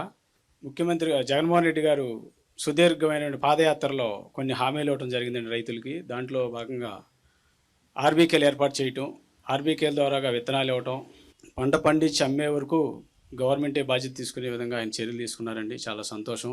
అట్లాగే మా రైతుల తరపున మేము అడుగుతున్నాం సార్, మాకు ఇంకా ఈ రైతులకి ఇంకా మెరుగైన సేవలు ఏమందిస్తారని మేము అడుగుతాం జరుగుతుంది సార్ రైతుల ద్వారా. అన్ని విధాల అంటే మీకు కొంత అవగాహన ఉండి ఉంటుంది. పాదయాత్ర గురించి చెప్పారు. ఇక్కడ ఆయిల్ పామ్ రైతులు ఎవరు లేరేమో తెలియదు నాకు. ఆయిల్ పామ్కి సంబంధించి ఆ రోజు ఆయిల్ ఎక్స్ట్రాక్షన్ రేట్ తెలంగాణతో సమానంగా ఇవ్వండి అంటే జగన్మోహన్ రెడ్డి గారు తెలంగాణతో సమానంగా ఓఈఆర్ ఇచ్చాం. దానితో పాటు ఆ తేడా ఏదైతే ఉందో తెలంగాణకి ఆంధ్ర రాష్ట్రానికి ఆ మొత్తం డబ్బులు రైతులకి, ఆయిల్ పామ్ రైతులకి ఇచ్చాడు గతంలో ఉన్నటువంటివి. కాబట్టి రైతులకు సంబంధించి ఎక్కడ మనం ప్రభుత్వ జోక్యం అవసరమవుతుందో, ప్రభుత్వం ద్వారా రైతులకు ఏ విధంగా అండగా నిలవాలనుకున్నాడో 100% అన్ని విధాల, అన్ని విషయాల్లో, అన్ని స్థాయిల్లో ఖచ్చితంగా రైతాంగానికి అండగా నిలవడం జరుగుతుంది. ఓకే. శ్రీకాంత్, ఎన్టీఆర్ జిల్లా జగ్గేపేట మండలం అనుమంచిపల్లి గ్రామ రైతు భరోసా కేంద్రంలో గ్రామ వ్యవసాయ సహాయకులుగా 2019 మన కొత్తగా గవర్నమెంట్ ఫామ్ అయ్యాక మన సీఎం సార్ 10,000 చిల్లర వరకు మనకి రైతు భరోసా కేంద్రంలో గ్రామ వ్యవసాయ సహాయకులుగా మాకు ఉద్యోగాలు ఇచ్చి ఉన్నారు. మేము ఉద్యోగం జాయిన్ అయ్యాక మాకు రైతులు చెప్పిన మాటలు, వాళ్ళు చెప్పిన మాటలు ఏంటంటే, గతంలో కొంచెం ఇబ్బంది పడేవాళ్ళం. ఇప్పుడు ఈ రైతు భరోసాలు ఏంటంటే విత్తనం నుంచి కూడా మేము అమ్ముకునే వరకు కూడా మాకు ఎక్కడికి వెళ్ళాల్సిన పని లేకుండా గ్రామంలోనే మాకు గ్రామ రైతు భరోసా కేంద్రాలు ఒక నాలెడ్జ్ సెంటర్గా మాకు ప్రతి విషయాన్ని, మాకు తెలియని విషయాల్ని ఎక్కడికో వెళ్ళి పక్కన వాళ్ళని అడిగి తెలుసుకోకుండా గ్రామంలో ఉన్నటువంటి రైతు భరోసా కేంద్రంలో ఉండే ఒక అధికారి దగ్గరికి వెళ్ళి మేము తెలుసుకుంటున్నాము.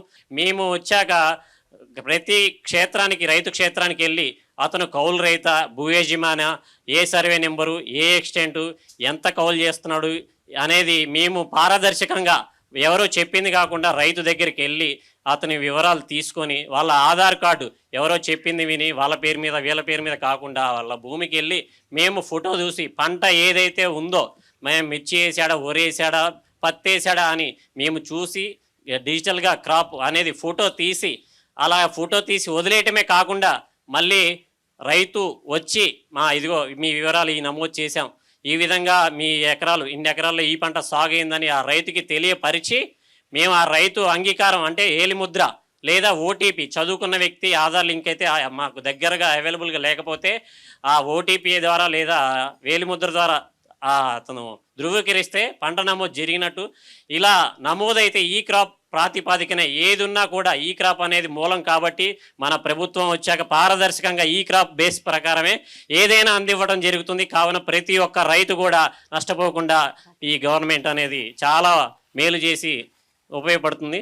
దయాకర్, నేను 2016 నుంచి వ్యవసాయం చేస్తున్నాను. 2019 దాకా నాకు గవర్నమెంట్ నుంచి, అంతకుముందు గవర్నమెంట్ ఉందా, గవర్నమెంట్కి ఏ ఒక్క లబ్ధి నేను పొందలేదు సార్. 2019 నుంచి ఇప్పటి వరకు నేను 5 తపాలుగా రైతు భరోసా పొందాను సార్. అట్లాగే మాకు పంట నష్టం జరగటం వల్ల వచ్చిన అమౌంట్ మొత్తం కలిపి సార్ 2,40,000 ఇప్పటి వరకు నేను లబ్ధి పొందాను సార్ గవర్నమెంట్ నుంచి. ఇంకా అనేకమైన కార్యక్రమాలు గవర్నమెంట్ నుంచి జగన్మోహన్ రెడ్డి గారు చేయాలని, రైతులు ఇంకా చేయాలని నేను కోరుకుంటున్నాను సార్. ఓకే. సతీష్. పెనంకిప్రోలు మండలం గుమ్మడిదూరు గ్రామం నుంచి వచ్చానండి. నేను కస్టమ్ హైరింగ్ సెంటర్ ద్వారా ఒక హార్వెస్టర్ తీసుకున్నాను అండి. అది జగన్మోహన్ రెడ్డి గారి గవర్నమెంట్లో ఒక కస్టమ్ హైరింగ్ సెంటర్ ఒక 4 గ్రూపు ఫామ్ అయ్యి దానికి 8,80,000 రూపాయలు సబ్సిడీ ఇచ్చారు. ఆ సబ్సిడీ ద్వారా నేను వరి కోత మిషన్ తీసుకున్నాను అండి. ఈ వరి కోత మిషన్ ద్వారా మేము రైతులందరికీ కనీసం ఎకరం ఒక 3 రోజుల్లో పంట చేతికి వచ్చే విధంగా ప్లాన్ చేసుకొని రైతు భరోసా కేంద్రం ద్వారా విక్రయించుతున్నామండి. ప్లస్ నాదొక విన్నపం అండి, ఈ కస్టమ్ హైరింగ్ సెంటర్ ద్వారా ఒక గ్రూప్కి 4 సభ్యులకే ఈ సబ్సిడీ అనేది పరిమితం చేయకుండా ఇండివిజువల్గా టార్పాలిన్ పట్టాలు, power spares, implements, full wheels కానీ, కల్టివేటర్ కానీ ఇలా సకాలంలో అంటే ఒక 4 పరిమితం కాకుండా అందరికీ రైతులందరికీ అందించాలని కోరుకుంటున్నాను. అంటే కరెక్టే. మన ఆలోచన ఏమిటి అంటే ఒకే విడతలో అందరికి ఇవ్వడానికి ట్రాక్టర్లు కష్టమవుతాయి కాబట్టి రైతులకు అందుబాటులో తీసుకురావాలి కాబట్టి ఒక రైతు మిత్ర గ్రూప్ను ఏర్పాటు చేసి కస్టమ్ హైరింగ్ సెంటర్ పెట్టాలనే ఆలోచనతో పెట్టాం. గత ప్రభుత్వంలో రైతు రథం అని ఇచ్చేటువంటి వాళ్ళు, ఈ రైతు రథాలు ఎట్లాంటి వాళ్ళకి ఇచ్చారంటే, నేను వ్యవసాయ శాఖ మంత్రిగా ఈరోజు ఉన్నాను కదా, నా ముందు వ్యవసాయ శాఖ మంత్రిగా ఇంతకుముందు చెప్పినట్టుగా సోమిరెడ్డి గారు ఉండేవాడు. రైతులకు ఇచ్చేవాళ్ళు కాదు. ఎవడైతే వైఎస్ఆర్ కాంగ్రెస్ పార్టీ వాడు తెలుగుదేశం పార్టీ కండువా వేసుకుంటాడో వాళ్ళకి ఇచ్చారు. రైతు రథాలు రైతులకు ఇవ్వలేదు.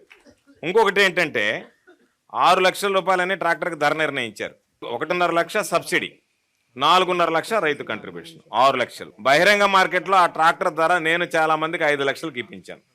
అంటే 5 లక్షల రూపాయలు విలువ చేసేటువంటి ట్రాక్టర్ని రైతు రథం పేరిట 6 లక్షలు రేటు పెట్టి మీరు ఎవరి దగ్గర కొనాలి, ఎంతకి కొనాలి, ఏ మోడల్ కొనాలి, ఏ కంపెనీ కొనాలి అన్నీ వాళ్ళే నిర్ధారించి రైతు మీద 1,00,000 రూపాయలు భోంచేశారు. ఈ ప్రభుత్వం వచ్చిన తర్వాత రైతు మిత్ర గ్రూపులను ఏర్పాటు చేశాం.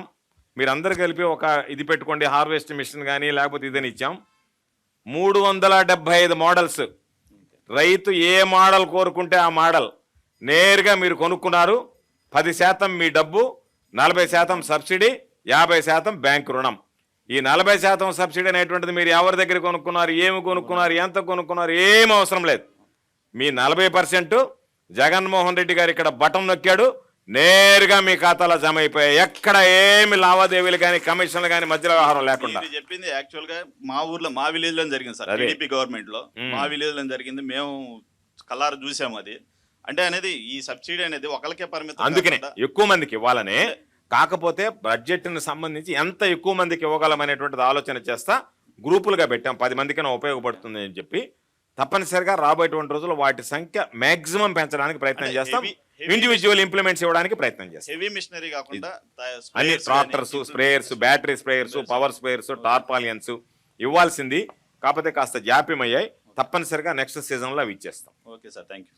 ఇక్కడ చిట్టీల ద్వారా ఓన్లీ మగవాళ్ళ పేర్లే వచ్చాయి. అదేమిటో ఆడవాళ్ళు ఎవరైనా ఒక్కళ్ళు మాట్లాడితే మనం ఈ క్వశ్చన్ రౌండ్ ఫినిష్ చేసేసి నెక్స్ట్ పొలిటికల్ రౌండ్కి వెళ్దాం సార్. నా పేరు కోటేశ్వరమ్మ, ఎన్టీఆర్ జిల్లా గంపలగూడెం మండలం మేడూరు గ్రామం నుంచి వచ్చాను. నేను మహిళా రైతుని. నా పొలంలో నాకున్నటువంటి 2 ఎకరాల్లో న్యాచురల్ ఫార్మింగ్ చేస్తున్నానండి. దానిలో వరి పొలము, వరి 1 ఎకరా వేసాను, పత్తి 1 ఎకరా వేసానండి. నేను 5 సంవత్సరాలుగా ప్రకృతి వ్యవసాయం చేస్తున్నాను. ప్రకృతి వ్యవసాయాన్ని ఇంతగా ఆర్బీకే లెవెల్లో ప్రతి ఒక్క మీటింగ్ కూడా మాకు అక్కడ పెట్టేవాళ్ళు కూడా ఆర్బీకే లెవెల్లో మీటింగులు పెట్టడం, అక్కడ మాకు తెలియనటువంటి సమాచారాన్ని విఏఏలు, విహెచ్ఏలు మా పొలాలకు వచ్చి వాళ్ళ పొలంబడి కార్యక్రమాన్ని జరపటం కానీ మాకు ఎంతగానో ఉపయోగపడుతుంది. అలాగే మహిళా సంఘాల ద్వారా ఈ ప్రోగ్రామ్ని ఎంతగానో ముందుకు తీసుకెళ్తున్నారు. మాకు తెలియనటువంటివి అక్కడ ఉన్నటువంటి సిఆర్పీలు, ఐసీఆర్పీలు మా పొలాలకు వచ్చి వాళ్ళు చూసి ఆ తెగులు ఏమున్నాయి, పురుగులు ఏమున్నాయి అని గమనించి మాకు ఏమి స్ప్రే చేయాలనేది కూడా తెలియపరుస్తున్నారు. దానివల్ల మాకు ఖర్చు తగ్గింది. 2.5 లక్షల వరకు మేము ఈ సంవత్సరం ఆదాయం పొందాము. అలాగే ఏ గ్రేడ్ అని చెప్పి 5 రకాల పంటలు, ఒకే రక పంట వేసుకోవడం వల్ల రైతు నష్టపోతున్నాడని చెప్పి 5 రకాల ప్రధాన పంటలు ఎంచుకోవాలని, దాంట్లో బయోడైవర్సిటీగా 20 రకాల క్రాప్స్ వేసుకోవాలని మా గ్రామంలో మా డిపిఎం మేడం గారు, అంటే ఆ గ్రామంలో ప్రకృతి వ్యవసాయ సిబ్బంది వచ్చి మాకు తెలియపరచటం, మా పొలాలు చూడటం, ఇలా చేయడం వల్ల మేము నేర్చుకొని మా పొలంలో చేసాము. అలాగే ఏటీఎం వాళ్ళని 20 రకాల ఆకుకూరలు అన్ని దుంప జాతి అన్నీ కూడా వేయటం వల్ల ఈరోజు మేము స్పందన కార్యక్రమంలో ఆకుకూరలు తీసుకెళ్ళి అక్కడ అమ్ముకుంటున్నాము. దానివల్ల మాకు ప్రతి నెల ఒక 30,000 వరకు మేము ఆదాయం అదనంగా పొందుతున్నాము. ఈ విధంగా ఈ న్యాచురల్ ఫార్మింగ్ని ముందుకు తీసుకెళ్తున్నందుకు మంత్రివర్యులకి, అలాగే మన సీఎం గారికి, జగనన్న గారికి చాలా ప్రోత్సాహం. అలాగే నా కుటుంబం తరపున కూడా ఆయనకి ధన్యవాదాలు తెలుపుతున్నాను. నా పిల్లల చదువుల విషయంలో అమ్మఒడి కానీ, అలాగే మాకు రైతు భరోసా పడుతుంది, దాన్ని నేను పెట్టుబడిగా పెట్టుకుంటున్నాను. నా ఖర్చులు తగ్గించుకోగలుగుతున్నాను ఈ న్యాచురల్ ఫార్మింగ్ చేయడం వల్ల. మీ అందరికీ నా ధన్యవాదాలు సార్. మీకు ముఖ్యంగా ధన్యవాదాలు సార్. Thank you. కోటేశ్వరమ్మ గారు ఒక మాట చెప్పారు, వాల్యుబుల్ పాయింట్. సాధారణంగా ఏటీఎం అంటే ఎనీ టైం మనీ, అంటే 24 గంటలు 365 రోజులు డబ్బు వచ్చేది. ఆ మోడల్ ఆమె ఎంచుకున్నటువంటి మోడల్. సాధారణంగా మనం చాలామంది ఖరీఫ్, రబీ అని 2 తెలుసు, 3 ఉండే సీజన్స్, ఖరీఫ్, రబీ, జైద్. 3 సీజన్లలో ఎప్పుడు కావాలన్నా సరే వేసినటువంటి పంటల్లో ఒక పంట ఆగిపోతే రెండో పంట మళ్ళీ అందుబాటులోకి వస్తుంది. కాబట్టి రైతులకి పని అంటే మంచి వాతావరణంలో పని చేసుకోవడం, మంచి ఉత్పత్తి, డబ్బు, దానితో పాటు గిట్టుబాటు ధర, ఇవన్నీ ఉండేటువంటి మోడల్ ఏటీఎం మోడల్ ఎంచుకునేది. కాబట్టి హ్యాపీగా చాలామంది ఈరోజు ఏటీఎం మోడల్ పట్ల వస్తున్నారు. చాలా సంతోషం అమ్మా. నువ్వు న్యాచురల్ ఫార్మింగ్ గురించి చాలా బాగా చెప్పావు. నీ ప్రశ్నే ఇందాక మన ప్రేమ గారు అడిగిన దానికి సమాధానం. అంటే ఈ రాష్ట్రంలో న్యాచురల్ ఫార్మింగ్ ఏ విధంగా ఉందని చెప్పడానికి 3,600 రైతు భరోసా కేంద్రాలు దాన్ని విస్తరించాం. త్వరలో మొత్తం మన దగ్గర ఉన్న 10,778 కేంద్రాలు మొత్తం రాష్ట్ర వ్యాప్తంగా కూడా దాన్ని విస్తరించడానికి ప్రయత్నం చేస్తున్నాం. Very good. నాకు చాలా హ్యాపీగా ఉంది కోటేశ్వరమ్మ మీరు మాట్లాడుతుంటే. ప్రతి ఆర్బీకేలో కూడా ఇది ఒక ఫార్మర్ సైంటిస్ట్ని తీసుకొస్తున్నారు, మెంటర్స్ని తీసుకొస్తున్నారు, ఒక అకాడమీని తీసుకొచ్చారు. ఈ జగన్ గారి ప్రభుత్వంలోనే ఇదంతా జరుగుతుందని చెప్పుకోవడానికి మేము ఎంతో సంతోషిస్తున్నాం మేడం. దానికి సంబంధించి ఈ దేశంలో ఎక్కడా లేదు, ప్రపంచంలో కూడా ఎక్కడా లేదు. న్యాచురల్ ఫార్మింగ్ మీద యూనివర్సిటీ తీసుకురావాలనేటువంటి ఆలోచన ఉంది ఈ రాష్ట్రానికి. ముఖ్యమంత్రి గారికి యూనివర్సిటీని తీసుకురావాలనే ఆలోచన. సార్ ఇప్పుడు కాస్త రాజకీయాలు మాట్లాడుకుందాం. సార్ సర్వేపల్లి నియోజకవర్గం మీ అడ్డా, మీరు అక్కడి నుంచి గెలుస్తూ వస్తున్నారు. అండ్ కాకపోతే ఈసారి ఏదో చాలా టఫ్ ఫైట్ లాగా ఉన్నట్టుంది. కాంగ్రెస్ నుంచి చిత్తూరు వెంకటశేషారెడ్డి, తెలుగుదేశం పార్టీ నుంచి ఆనం వెంకటరమణారెడ్డి, ఇద్దరు చాలా స్ట్రాంగ్ కంటెస్టెంట్స్. మీకు ఏమనిపిస్తుంది సార్ ఈసారి ఎలక్షన్ ఎలా ఉండబోతుంది? ఎలక్షన్లో నేను ఎప్పుడు టెన్షన్ ఫీల్ గాను. నేను పోటీకి సిద్ధపడ్డ తర్వాత నా మీద ఎవరు పోటీ చేస్తారనేది నేను ఆలోచన చేయను. నేను పోటీ చేయాలని నిర్ణయం తీసుకున్నా. నేను పోటీ చేస్తాను. నాకు ప్రజల పట్ల అచంచలమైనటువంటి నమ్మకం, విశ్వాసం ఉంది కాబట్టి నన్ను గెలిపిస్తారని నేను నా ప్రత్యర్థిని గురించి ఎప్పుడూ ఆలోచన చేయను.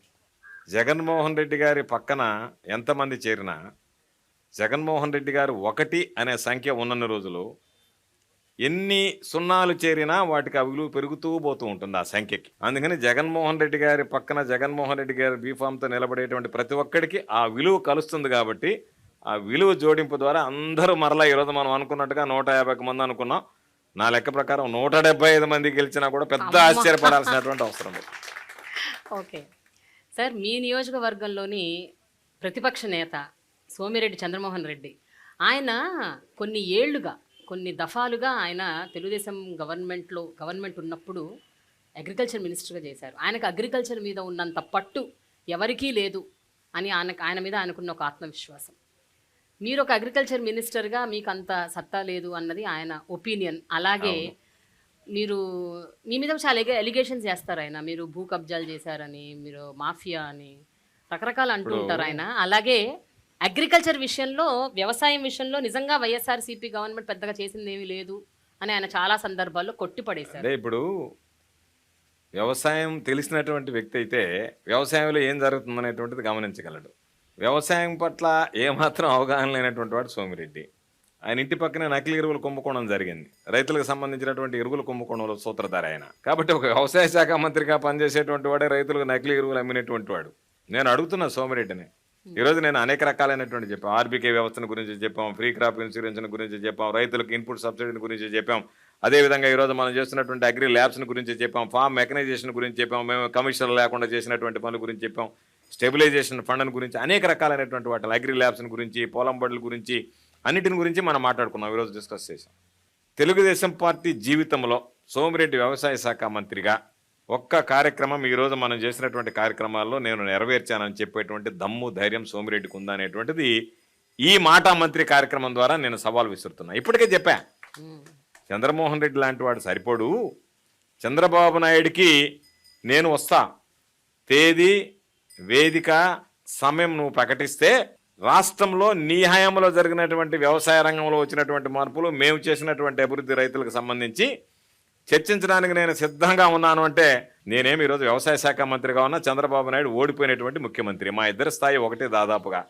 కాబట్టి ఈరోజు చంద్రబాబు నాయుడు కనుక వస్తే నేను సిద్ధంగా ఉన్నా, రైతుల సమక్షంలోనే తేల్చేద్దాం ఏ ప్రభుత్వం ఏ విధంగా పనిచేసింది అనేటువంటి దానికి. మరలా ఈరోజు చంద్రబాబు నాయుడికి ఈ కార్యక్రమం ద్వారా ఒక ఛాలెంజ్ విసురుతున్నా, మీరు వస్తే రైతులకు మీ హయాంలో ఏం జరిగిందో మా హయాంలో ఏం జరిగిందో అని చెప్పొచ్చు. కాబట్టి దాని మీద అవగాహన లేనటువంటి వాడు, కేవలం విమర్శలకే పరిమితమైనటువంటి వాడు మాటలు మాట్లాడేటువంటి మాటలను పట్టించుకో.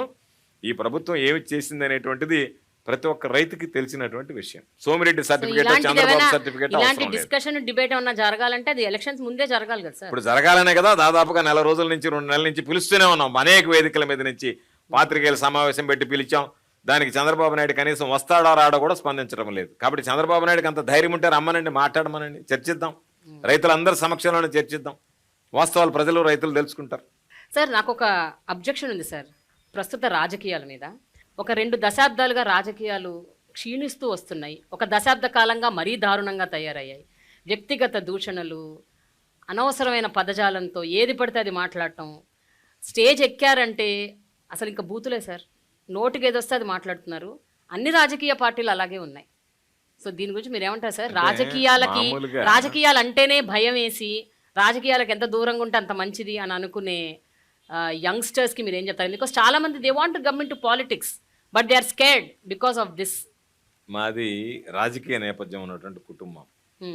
మా తండ్రి 18 సంవత్సరాలు పంచాయతీ సమితి అధ్యక్షుడిగా పనిచేశాడు. ఆ రోజుల్లో సమితి అంటే అత్యంత పవర్ఫుల్గా ఉండే, తర్వాత మండలాలు అయ్యాయి. మా అమ్మగారు 25 సంవత్సరాలు గ్రామ సర్పంచ్గా పనిచేశారు.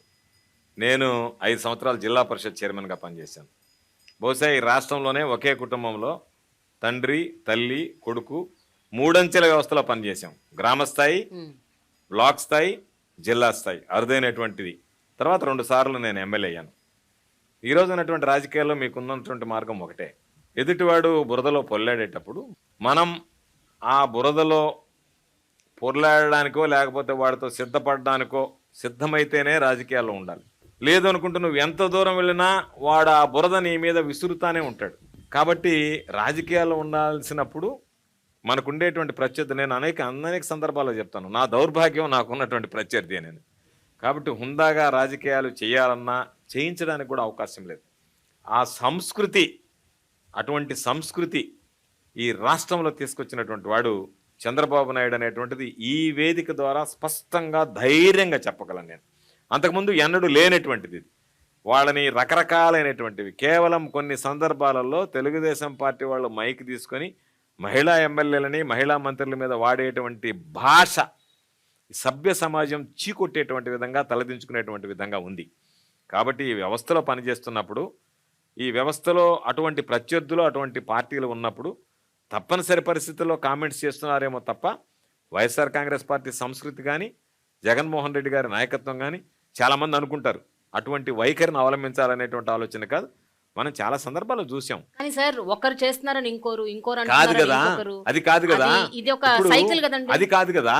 ఇప్పుడు మీరు నాతో మాట్లాడుతున్నారు, మీరు నాతో మాట్లాడేటప్పుడు మీరు నన్ను మాట్లాడకూడనటువంటి మాట మాట్లాడితే నేను మీకు సమాధానమైనా చెప్పాలి, లేదా ఇక్కడి నుంచి లేచి వెళ్ళిపోవాలి. ఉండేటువంటి 2 మార్గాలు. రాజకీయాల్లో కొనసాగాలనుకునేటువంటి వాడు ధీటుగా సమాధానం చెప్పాలి. ఇప్పుడు మీరే అన్నారు, ఏమని? సోమిరెడ్డి అనేటువంటి వాడు భూ కబ్జాలని అన్నాడు. దానికి ధీటుగా నేను సమాధానం చెప్పకపోతే జనాలు ఏమంటారు? అయ్యో నిజమే కాబోలు, కాబట్టి నేను మాట్లాడటం లేదు. ఆ మాట మాట్లాడితే తెరలవాలి, మళ్ళీ సోమిరెడ్డి ఇంకొక సబ్జెక్ట్ ఎత్తుకొని వస్తాడు. కాబట్టి రాజకీయాల్లో కొనసాగాలి అంటే ఖచ్చితంగా సమాధానం చెప్పాల్సిందే. సమాధానం చెప్పడం డిబేట్స్ ఓకే సార్, బట్ భాష దగ్గర లేదు కదా, ఆ వాతావరణం లేదు కదా, ఆ పరిస్థితి లేదు కదా. ఇప్పుడు దానికి సంబంధించి వాడేటువంటి భాష మీ అమ్మా నాన్న ఎప్పుడు బాధగా ఫీల్ అవ్వరా సార్? ఎందుకంటే వాళ్ళ టైంలో రాజకీయాలు ఈ రాజకీయాల గురించే, ఇప్పుడు ఉండేటువంటి రాజకీయ పరిస్థితుల గురించే ఒక్కొక్కడు ఏ స్థాయి అధికారిని ఏ విధంగా మాట్లాడుతున్నాడు అనేటువంటిది మనం చూసాం. ఒక ముఖ్యమంత్రి స్థాయిలో ఉండేటువంటి గౌరవించాల్సినటువంటి వ్యక్తి చివరికి ప్రధానమంత్రి గారి మీద దారిని పోయి ఓటు తీసుకొచ్చి సోషల్ మీడియాలో పోస్టులు పెడితే ఏమి చేయలేనటువంటి పరిస్థితిలో ఉన్నాం. ఎందుకంటే భావస్వేచ్ఛ, భావ ప్రకటన, రకరకాలైనటువంటి మాటలు చెప్పి ఆ మాట్లాడేటువంటి మాటలు, వాడేటువంటి పదజాలం ఇవన్నీ.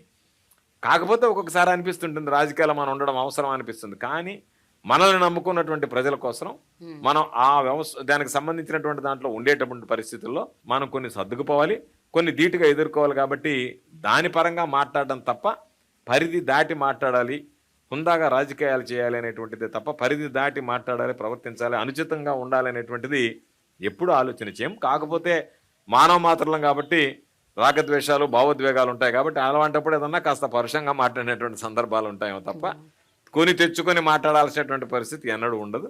వీలైనంత వరకు నియంత్రించుకోవడానికే ప్రయత్నం చేస్తాం. కమిట్మెంట్, చిత్తశుద్ధి, ఒక నిబద్ధత అన్నది కూడా రాజకీయాల్లో చాలా వరకు పోయిందనే చెప్పాలి. నేను మిమ్మల్ని చూస్తున్నాను. 2011లో మీరు వైఎస్ఆర్సీపీలో చేరారు. ఇప్పుడు 2024 అంటే 14 ఏళ్ళు, దాదాపు 13 ఏళ్ళుగా మీరు ఆ పార్టీలోనే ఉన్నారు, ఆ పార్టీనే నమ్ముకున్నారు. కానీ గత కొంతకాలంగా చూసుకుంటే 5-6 ఏళ్ళుగా, 7-8 ఏళ్ళుగా ఇక్కడి నుంచి అక్కడికి, అక్కడి నుంచి ఇక్కడికి, ఆ పార్టీ నుంచి ఈ పార్టీ, ఈ పార్టీ నుంచి మంత్రి పదవి ఇవ్వలేదని ఒకళ్ళు, లేకపోతే నన్ను గుర్తించలేదని ఒకళ్ళు, నియోజకవర్గానికి టికెట్ ఇవ్వలేదని మరొకళ్ళు, ఈ రకంగా పార్టీ ఫిరాయింపులు చేస్తున్నారు. దీని గురించి మీరు ఒపీనియన్ సార్. అండ్ ఈ సందర్భంగా ఈ ఎలక్షన్స్లో మీ పార్టీ నుంచి చాలామంది వెళ్ళిపోయారు, తెలుగుదేశం పార్టీ నుంచి మీ పార్టీలో కూడా చాలామంది వచ్చారు. ఎలా సార్ ఇలా పార్టీ ఫిరాయింపులు జరగడం ఎలా నమ్ముతారు మీరు? ఫస్ట్ ప్రశ్న ఏంటంటే, నేను 2011 నుంచి వైఎస్ఆర్ కాంగ్రెస్ పార్టీలో ఉన్నాను. దాదాపుగా 13 సంవత్సరాలు పూర్తయింది. ఇది 14వ సంవత్సరం.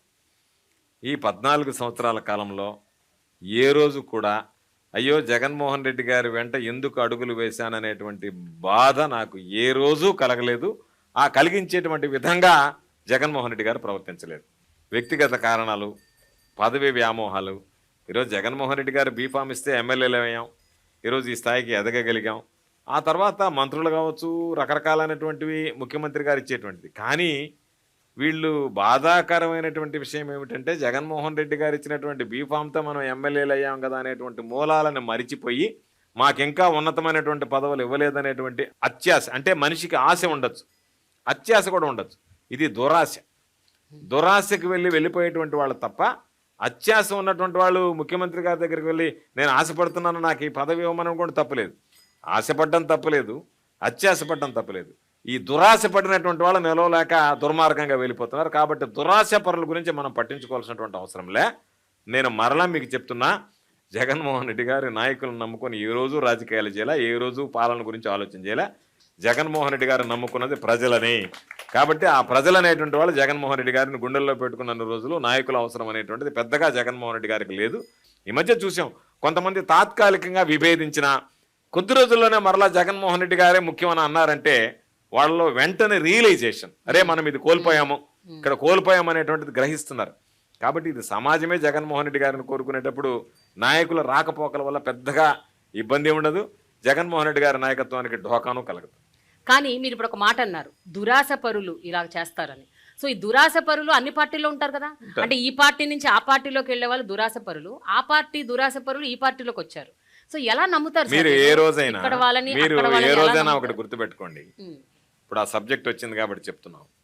ఆ పార్టీ వాళ్ళు మా దగ్గరికి వస్తే ఆ పార్టీ అని మేము చూడలేదు. ఎవరు వచ్చినా, ఏ పార్టీ వాడు వచ్చినా, రాజశేఖర రెడ్డి గారు కానీ, జగన్మోహన్ రెడ్డి గారు కానీ శాసనసభ్యుడిగా వస్తే ఆదరించారు, శాసనసభ్యుడిగా ఉన్నటువంటి పనులు చేశారు. ఒక శాసనసభ్యుడు తన నియోజకవర్గ సమస్యలను తీసుకుని జగన్మోహన్ రెడ్డి గారి దగ్గరికి రాగానే అతన్ని ఆ పార్టీ వెలివేసి జగన్మోహన్ రెడ్డి గారి దగ్గరికి వచ్చారని చెప్పి ముద్ర వేశారు.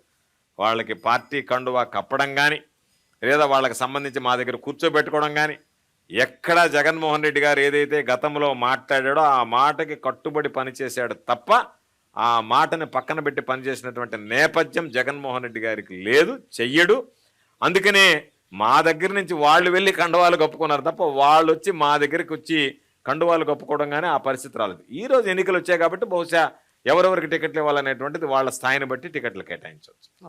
జనసేన పార్టీ, తెలుగుదేశం పార్టీ కలిసి పొత్తు పెట్టుకొని మీకు వ్యతిరేకంగా పోటీ చేస్తున్నారు. ఇప్పుడు ఎలక్షన్ చాలా టఫ్ ఫైట్ అని చాలామంది అంటున్నారు. ఈసారి ఎలక్షన్ ఎప్పట్లాగా ఉండబోట్లేదు అన్నది కూడా అన్ని చోట్ల సర్వత్రా వినిపిస్తున్న ఒక మాట. సో జనసేన ఇంపాక్ట్ ఎలా ఉండబోతుంది ఫస్ట్ క్వశ్చన్. దానికి అనుసంధానంగా షర్మిల గారు కూడా ఇప్పుడు ఆంధ్రప్రదేశ్ వచ్చారు, ఇక్కడ రాజకీయం చేస్తున్నారు. సో షర్మిల గారి ఇంపాక్ట్ ఎలా ఉండబోతుంది రాష్ట్ర వ్యాప్తంగా? జనసేన, తెలుగుదేశం, కాంగ్రెస్, షర్మిల గారి నాయకత్వంలో ఇవన్నీ వస్తున్నాయి. ఏమంటారు సార్ మీరు? What you say about this election? సాధారణంగా జనసేన గురించి ఎంత తక్కువ మాట్లాడుకుంటే అంత మంచిది. ఎందుకంటే ఇప్పుడు ఏ వ్యక్తినైతే నమ్మి ఆయన వెంట నడిచినటువంటి జనం ఉన్నారో, ఎక్కడికి వెళ్ళినా సీఎం సీఎం సీఎం అని చెప్పి పాపం నినదించారో వాళ్ళందరికీ నిద్ర పట్టినటువంటి పరిస్థితి ఈరోజు పవన్ కళ్యాణ్ గారు తీసుకొచ్చారు. పవన్ కళ్యాణ్ లాంటి వ్యక్తి రాజకీయాల్లో కొనసాగాల్సినటువంటి అవసరం ఉందా లేదా అనేటువంటిది రేపు ప్రజలు మరలా నిర్ణయిస్తారు. అంటే ఒక పార్టీని పెట్టి కొంతమందిని సమీకరించి ఈ పార్టీని హోల్సేల్గా నేను చంద్రబాబు నాయుడుకి అమ్మేస్తానని చెప్పేటువంటి వ్యక్తి అసలు ఈ రాష్ట్ర రాజకీయాలకు పనికొస్తాడా అనేటువంటిది ప్రజలందరూ కూడా ఆలోచన చేయాల్సినటువంటి సమస్య. 2014లో కానీ, 2019లో కానీ, 2024లో కానీ జగన్మోహన్ రెడ్డి గారు ఒక స్పష్టమైనటువంటి మాట చెప్పాడు. మేము ఎవరితో పొత్తులు ఉండమో, మేము ఏకంగా ఒంటరిగా వస్తామని. మేము ఒంటరిగా పోటీ చేస్తున్నాం. ఒక స్పష్టమైనటువంటి వాగ్దానం, ఒక స్పష్టమైనటువంటి సమాధానం, ప్రతి దాంట్లో ఒక స్పష్టత. ఈవెన్ అప్పీల్లో కూడా ప్రజల దగ్గర నుంచి ఆశీస్సులు అడిగేటప్పుడు కూడా ఒక స్పష్టత. మీ కుటుంబాలకి నా ప్రభుత్వంలో మేలు జరిగింది అని భావిస్తేనే నాకు ఓటు వేయండి అని ఆంధ్ర రాష్ట్ర రాజకీయాల్లో ఒక ముఖ్యమంత్రి స్థాయిలో మొట్టమొదటగా అడిగినటువంటి వ్యక్తి జగన్మోహన్ రెడ్డి గారు. ఇంతవరకు ఎవరు ఆ ప్రయత్నం చేయలేదు. అన్ని పార్టీలు, ఈరోజు తెలుగుదేశం కావచ్చు, జనసేన కావచ్చు, ప్రత్యక్షంగా ఒక జాతీయ పార్టీ కావచ్చు, పరోక్షంగా ఇంకొక జాతీయ పార్టీ కావచ్చు, వీళ్ళందరూ కలిసి వీళ్ళందరి ఆలోచన ఏమిటంటే మేము గెలవాలనేటువంటి ఆలోచన ఎవ్వరిలో లేదు. జగన్మోహన్ రెడ్డి గారిని గద్దెదించాలా, జగన్మోహన్ రెడ్డి గారిని ఓడించాలి. అంటే ఒక వ్యక్తిని ఓడించడానికి ఇంతమంది సమైక్యంగా పనిచేస్తున్నారంటే ఆ వ్యక్తి ఎంత బలవంతుడైతే ఇంతమంది మనందరం కలిసి పోరాడాలనుకుంటాడు. కాబట్టి జగన్మోహన్ రెడ్డి గారి బలం ఏందనేటువంటిది ఈరోజు వీళ్ళ కలయిక, వీళ్ళ అపవిత్ర కలయిక, దీని ద్వారా ప్రజలకు ఒక స్పష్టమైనటువంటి సంకేతం వెళ్తుంది. వీళ్ళు ఎవ్వరు అవసరంలే, జగన్మోహన్ రెడ్డి గారికి మానమండగా నిలుస్తామని. జగన్మోహన్ రెడ్డి గారు నమ్ముకున్నది ప్రజల ఆశీస్సులు, ఆ దేవుడి దీవెనలు. కాబట్టి జగన్మోహన్ రెడ్డి గారు ఎవరు ఎన్ని రకాలు వచ్చినా, ఎంతమంది కలిసి వచ్చినా, నేను మరలా చెప్తున్నా 2024లో తిరుగులేనటువంటి విజయాన్ని జగన్మోహన్ రెడ్డి గారు సాధించి మరలా ఈ రాష్ట్రానికి ముఖ్యమంత్రి అవడం ఖాయమనేటువంటి విషయాన్ని ఈ సందర్భంగా తెలియదు. సో షర్మిల గారి ఇంపాక్ట్ కూడా ఉండదంటారు? ఎవరిది పనిచేయదు. షర్మిలమ్మ కానీ ఈరోజు అందరూ తాపత్రయపడుతున్నారు. పాపం పురంధరేశ్వరమ్మ ఒక పక్క, షర్మిలమ్మ ఒక పక్క, పవన్ కళ్యాణ్ ఒక పక్క, వీళ్ళు ఒక పక్క, వీళ్ళకి సంబంధించినటువంటి వీళ్ళతో పాటు మరికొంతమంది వీళ్ళు అందరూ కలిసి ప్రయత్నాలు చేస్తున్నారు. ఏవి ఫలించవు, ఏది జరగదు. ప్రజలు అంతిమంగా నిర్ణయం, మామూలుగా మనం వేసుకునే దానికి ఓట్లు వేసుకునే పని అయితే పవన్ కళ్యాణ్ 1 లక్ష ఓట్లు, చంద్రబాబు నాయుడు 1 లక్ష ఓట్లు గుద్దుకొని గెలిచేవి కాదు కదా. ప్రజలు వేస్తే మనల్ని పంపిస్తారు. కాబట్టి మొన్నటిదాకా ఏమన్నాడు, ఎవడరా నన్ను అసెంబ్లీలోకి ఆపేది అన్నాడు. ఎవడు ఆపాడు? ప్రజలు ఆపారు. మొన్న ఎవరు బానికుండా ఆపారు? ఎవడు ఈసారి నన్ను ఆపుతాడంటే మొన్న ఎవడు ఆపారు? వాళ్ళే ఆపుతారు. నన్ను ఎవడు ముఖ్యమంత్రి కానికుండా ఆపుతాడంటే నువ్వే ముఖ్యమంత్రి కానికుండా ఆపుకున్నావు, చంద్రబాబు నాయుడుకి అమ్ముడుపోయావు. కాబట్టి ఎవడరా నన్ను ఆపుతాడు, ఎవడరా నన్ను ముఖ్యమంత్రిని కానివాడంటే నువ్వు ముఖ్యమంత్రిని కానికుండా చేసుకున్నావు, నిన్ను బానికుండా ప్రజలు ఆపారు. రేపు కూడా నేను ప్రజలు ఆపుతారు. మరలా ముఖ్యమంత్రివి కాలేవు, ముఖ్యమంత్రి కాకుండా నువ్వే ఆ స్థానాన్ని వదులుకున్నావు, ఎమ్మెల్యే స్థానాన్ని ప్రజలు నిన్ను బానికుండా ఆపుకుంటారు. కాబట్టి వీళ్ళ స్లోగన్లో వీళ్ళని గురించి పెద్దగా పట్టించుకోవాల్సినటువంటి పనిలే. వీళ్ళేదో పాపం రాజకీయాలు ఏదో కాల్ షీట్లు తీసుకొని వచ్చి మీటింగ్లు మాట్లాడిపోయినంత సులభం కాదు. ప్రజల్లో ఉండి ప్రజలతో మమేకమే సేవ చేయడం అనేటువంటిది అది జగన్మోహన్ రెడ్డి గారికి సాధ్యపడింది. జగన్మోహన్ రెడ్డి గారిని ప్రజలు తిరిగి కోరుకునేటువంటి పరిస్థితులు ఉన్నాయి. జగన్మోహన్ రెడ్డి గారి గురించి ఇంత చెప్తున్నారు కదా మీరు, ఒక ముఖ్యమంత్రిగా, అలాగే ఒక నార్మల్ ఒక వ్యక్తిగా, ఒక హ్యూమన్గా మీకు ఆయనలో బాగా నచ్చే అంశం ఏమిటండి? అంటే ఒక నాయకుడిగా ఏం నచ్చుతుంది, ఒక నార్మల్ పర్సన్గా ఏం నచ్చుతుంది చెప్పండి. మనిషి ఒక మాట ఇచ్చాడు అంటే దానివల్ల వ్యక్తిగతంగా ఎంత నష్టపోవడానికైనా సిద్ధపడతాడు తప్ప ఆ మాట వెనక్కి తీసుకోవడానికి ఇష్టపడడు అనేటువంటిది ప్రథమంగా ఆయన దగ్గర ఉన్నటువంటి నైజం. మాట ఇచ్చే ముందు ఆలోచన చేస్తాడేమో కానీ మాట ఇచ్చిన తర్వాత ఆయన నైజం ఆ మాటకి కట్టుబడి ఉండాలి అనేది. మనుషులని గుడ్డిగా ప్రేమించడం, అభిమానించడమే బహుశా ఆయన దగ్గర ఉన్నటువంటి బలహీనత నేను అనుకుంటున్నాను. కాబట్టి ఎంతమంది పాపం ఆయన మోసం చేసి ఒక్కొక్కరిగా పదవులు రాలేదని ఇంకొకటి రాలేదని వెళ్ళిపోయారు తప్ప జగన్మోహన్ రెడ్డి గారి దగ్గర ఈ క్వాలిటీ బాగలేదని చెప్పి వెళ్ళిపోయాడు అంటే అంతకన్నా దౌర్భాగ్యుడు. ఎందుకంటే వాడు దౌర్భాగ్యుడు, పోయినటువంటి వాడు జగన్మోహన్ రెడ్డి కాదు. జగన్మోహన్ రెడ్డి గారిని వదిలి వెళ్ళిపోయినటువంటి వాడు అత్యంత దౌర్భాగ్యుడి కింద లెక్క నా దృష్టిలో. ఇందాక మీరు ఒక మాట అన్నారు, 175 నియోజకవర్గాల్లో 175 మీకే వస్తాయని చెప్తున్నారు. సార్ ప్రతిపక్షాల్లో కొంతమంది ముఖ్యమైన నేతలన్నా ఉన్నారు కదా, అదే చెప్తున్నాను వాళ్ళకి నేను. కూడా రాదా? అదే చెప్తున్నాను ఒక్క నేను. సీట్ కూడా ఈరోజు రాదా? మీరు చూస్తే ఆ, మేము 175 అని చెప్పాము. ఈరోజు చంద్రబాబు నాయుడు గారు కుప్పంలో గెలవడని చెప్పాము. ఈరోజు నిన్నలోకి ఆమె వచ్చి నేను పోటీ చేస్తానని చెప్తుంది భువనేశ్వరి గారు. కాబట్టి ఆ సీట్లలోనే చంద్రబాబు నాయుడు లాంటి వాడే పోటీ చేయడానికి భయపడుతున్నాడంటేనే ఇది 175 సీట్లు కైవసం చేసుకోబోతుంది వైఎస్ఆర్ కాంగ్రెస్ పార్టీ అనే దానికి సంకేతమా కాదా అనేటువంటిది మనం అందరం ఆలోచన చేయాల్సినటువంటి సందర్భం.